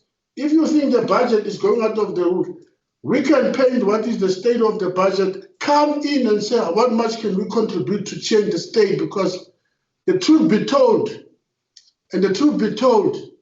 there are problems in the city, and financially, the city has to recover. This 1 billion deficit is not a joke, it's a historic, and you see it as the AG reports what has been the state of the city over a period. So it's easy to be outside and criticize, but I think it's easy to say how best can we change the state of the city.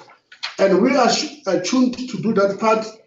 We want to be transparent to all of you. We want to report as much as you want us to report, and we'll ensure that we cover all the issues that the members have raised in that chair. As said before, COVID has been a bit of constraint, but we have now prepared the city to go to level 3. And we have today spent almost the other part of the day to say what is the best way to go to level 3, not only as a state, but how do we engage communities to come on board? How do we engage business to come on board? How do we have a very detailed, localized strategy to deal with COVID so that all of us are part of the response? So we are preoccupied. And Chair must indicate, since we assume this responsibility on the 24th of March, even weekends we come to work, because the state of the city, you can't sleep over. You'll have to wake up every time and say, what next? Because the challenges are hectic and huge. Thank you, Chair.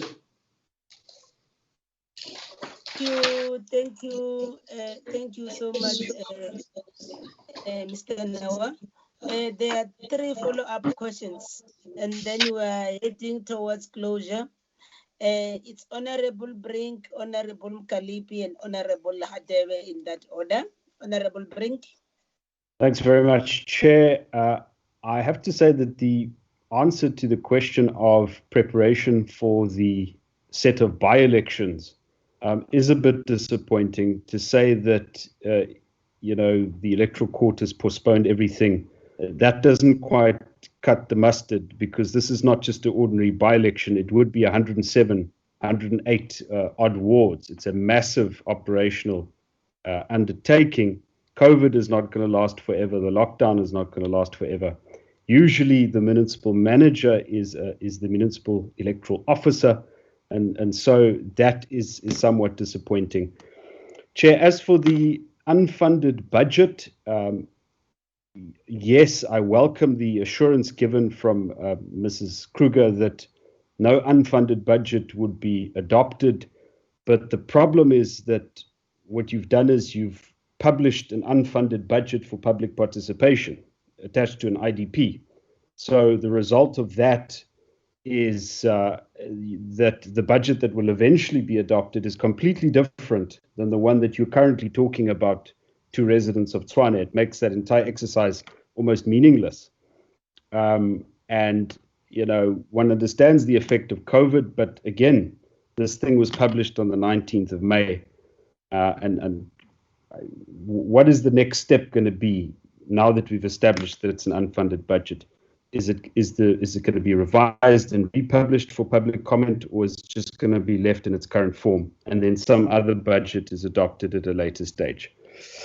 But Chair, lastly, I think let me just make, as a resident of Tshwane, just note to the administrators that the city is not issuing rates clearance certificates, and city planning offices don't seem to be open at present. And maybe this is a good way of kickstarting that revenue again, because my understanding is that officials are allowed under this lockdown level to occupy this office, get the economy going again, approve or look at the building plans, issue the clearance certificates. Thanks very much, Chair. And good luck to the administrators. Thank you, Honorable Brink. That's the luck they all want. Thanks for that as well.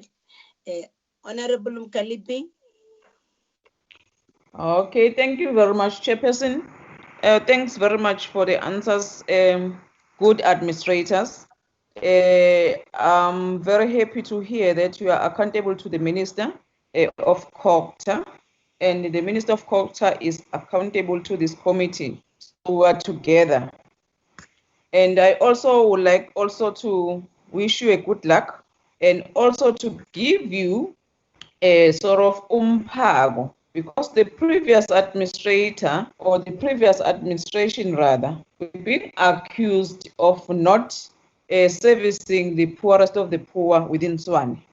So you must leave a clear legacy as the interim interveners of the city, whereby when you left, the people of Tshwane, particularly the poorest of the poor, will be very happy to say that when the interim interveners, which is the 10 administrators, were here, at least you had a voice as the poorest of the poor, unlike before, whereby we're not even being serviced. Having said that, Chairperson, I just want to also to put into your attention, knowing very well that most of the things that the country, including Tshwane Municipality, is prioritizing is the issue of COVID. But good professionals can balance the two. You can't ignore the fact that the issue of service delivery is also lacking in some part of the Tshwane. I am told that there are so many potholes that are not being attended to, and the issue of grass is not being attended to. While you are also saying that you need to make sure that the community of Tshwane is also given the water tanks, the toilets are being attended to in terms of chemicals and so on. Don't ignore the issue of potholes, the issue of grass, the issue of electricity. So when you left, your legacy will speak for itself. Thank you, Chairperson. Honorable Mkalipi, for the word of wisdom and guidance to the team. Honorable Hadebe. No, thank you, Chair. The previous speaker has covered me, but I think it's important to applaud the good work that has been done by the administration, and even the fact that they are working on weekends. We don't normally in this portfolio committee applaud the fish for swimming or applaud the birds for flying, but when sterling work is done, I think you deserve to be applauded for the good work that you're doing. The only part that I think I did not get much clarity on, Chair, it's in relation to your crime prevention plan. I'm asking this in relation to social distance and social and physical distance enforcement, particularly in formal settlement. If I can get a clarity in that regard. Thank you, Honorable Chair.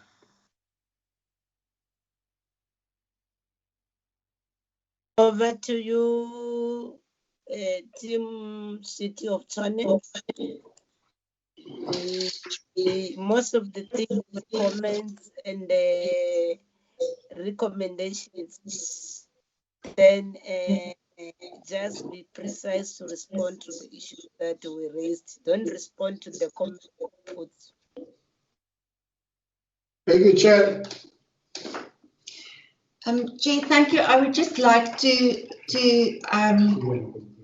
talk about the unfunded budget, the 2021 budget that's out for participation and comment is definitely not unfunded, and we are working to get to a budget that is also funded, which we can approve going forward for next year. So there is no budget that's unfunded at this moment.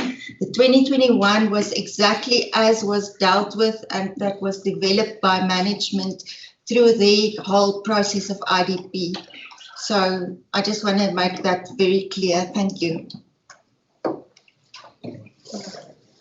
Chairperson, the one point that was made by Honorable Nkalipi, I think we just want to assure all our senior representatives at Parliament that we're taking the service delivery component of our work as the highest priority, notwithstanding all the pressures that we do have.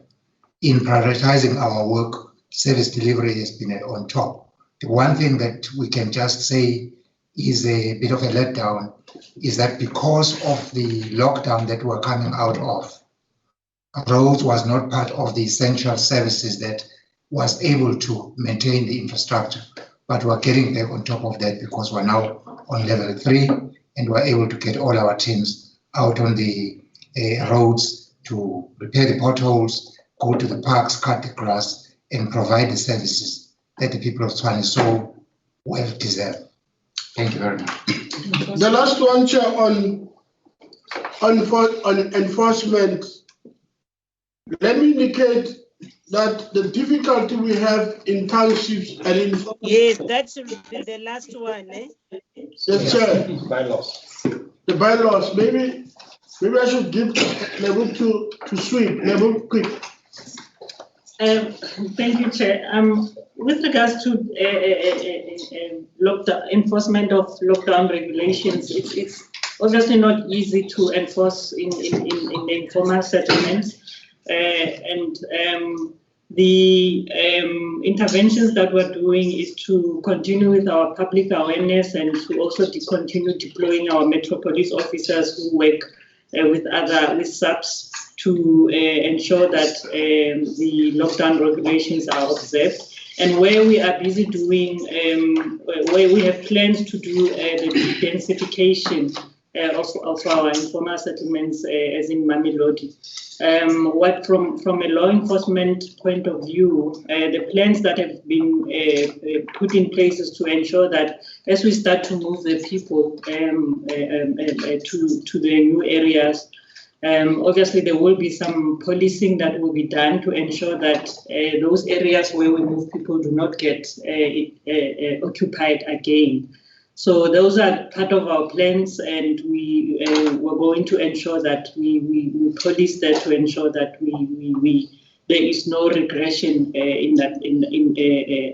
on that issue. But I must admit, in terms of ensuring that there's strict observation of lockdown regulation, it is a challenge. It's a continuing challenge. and we're trying our level best to ensure that we enforce with the capacity that we have augmented in our Metropolis department.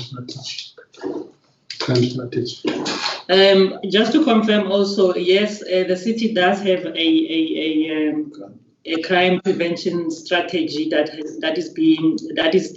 guides how we continue to do our bylaw enforcement together with the various departments. As I indicated earlier, that bylaw enforcement is not only the responsibility of Tshwane Metropolis in the city, but we do it with our health inspectors, with our building control inspectors, and we have an integrated approach where we do operations from time to time, and from time to time we also include our external stakeholders in the form of SAPs and the Hawks, where we do more intense operations. So we do have a strategy that we implement. Okay. I think we need to wrap up this meeting now. I think we need to come to an end of our meeting now. As we will close up this meeting, we want to thank you, the team delegation from Tshwane. What we want to tell you, we was only dealing with the COVID response plan, but like I've indicated in my opening remarks, the issue of the administration is an issue at hand. We have a date scheduled wherein the minister is coming to brief us on these interventions. And then I should think as we move forward, the issue of the progress report, when it comes to Tshwane, you will have to prepare that report for the minister to come and brief us as a committee. We have postponed that scheduled meeting to a later date because of the time constraints the last time we met with the department, but that will be done before the end of this term. So then at least on that one, then you'll have ample time to continue to come and brief us as a committee on the work that you are doing to turn around the city. So we just want to thank you for the time, for your time that I know yesterday you were appearing before the provincial committee like ours. So it has been a hectic week for all of you, but we appreciate the mere fact that you make time to be here with us. And then we'll keep on doing oversight on you, as you have also as you all are all aware that we are the custodian of this legislation, and we are the committee. We are interested in the stability of the city. The bottom line, as Honorable Mokalipi has summed it all, we want you to deliver the services to these most vulnerable poor, the poor of the poorest. They too, they deserve these services in terms of Section 152 of the Constitution. So we want to thank all of you, from including your colleagues from the Department of COCTA, and then Ms. Kate has committed that we are going to get all the feedback from the colleagues in human settlement who didn't come to join this meeting. We've given you up to Tuesday get that feedback. The people in Tshwane, you are very disruptive. Can you switch off your mic, please? And then the other issue, the acting city manager has promised us information that he's going to load it by tomorrow on the functionality of the call center, including the numbers of the calls that the city has been receiving. That information can also be shared with the committee secretary. And then the issue that relates to the human settlement matters, all of them, we have agreed that they will be submitted in writing on Tuesday. So this will be an ongoing engagement. We'd like to interact with you on a regular basis, and we'll make sure that we schedule our meetings with you so that you are able to update us, and then to share with us also your turnaround strategy and on its implementation, because definitely you have already adopted that, but then we'll be interested much on the implementation part of it. Otherwise, we want to wish you well in the responsibility that is being given to you, and we believe your men and women who are equal to the task, having looked at your profiles, and then you have been in this field, all of you, of local government. We hope then the city will be turned around, and then when we meet again, things will have definitely turned around. Just to also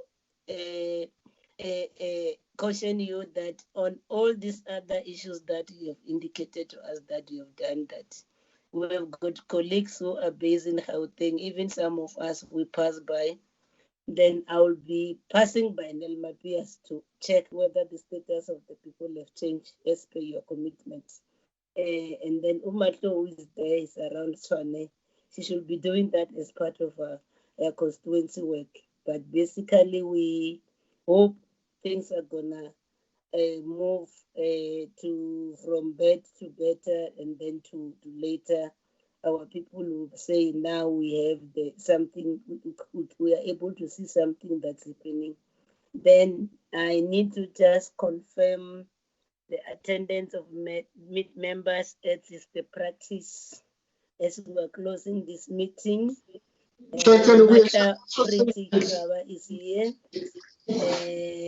Honorable Khanyat Teza is here. Honorable Gisela Oberman is here. Honorable Neki Hadebe is here. Honorable Nomatemba Mukheti is here. Honorable Lutuli is here. Honorable Mkalipi is here. Honorable Silius Brink is here. And Honorable Megiko is here, including Honorable Gronevat is also here.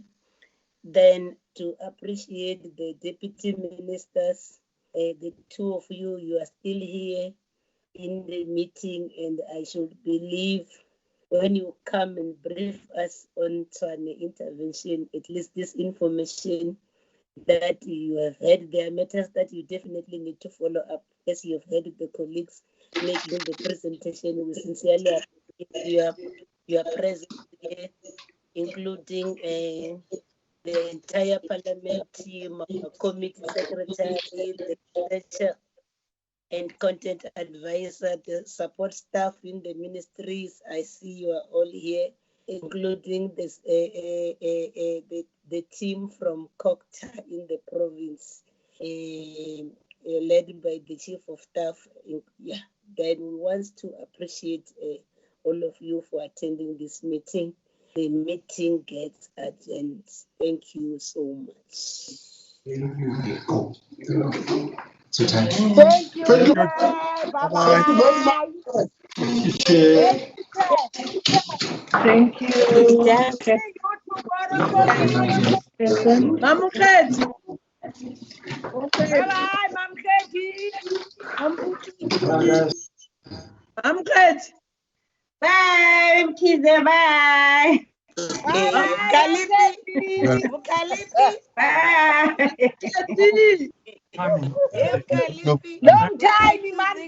Mom Katie. Long time.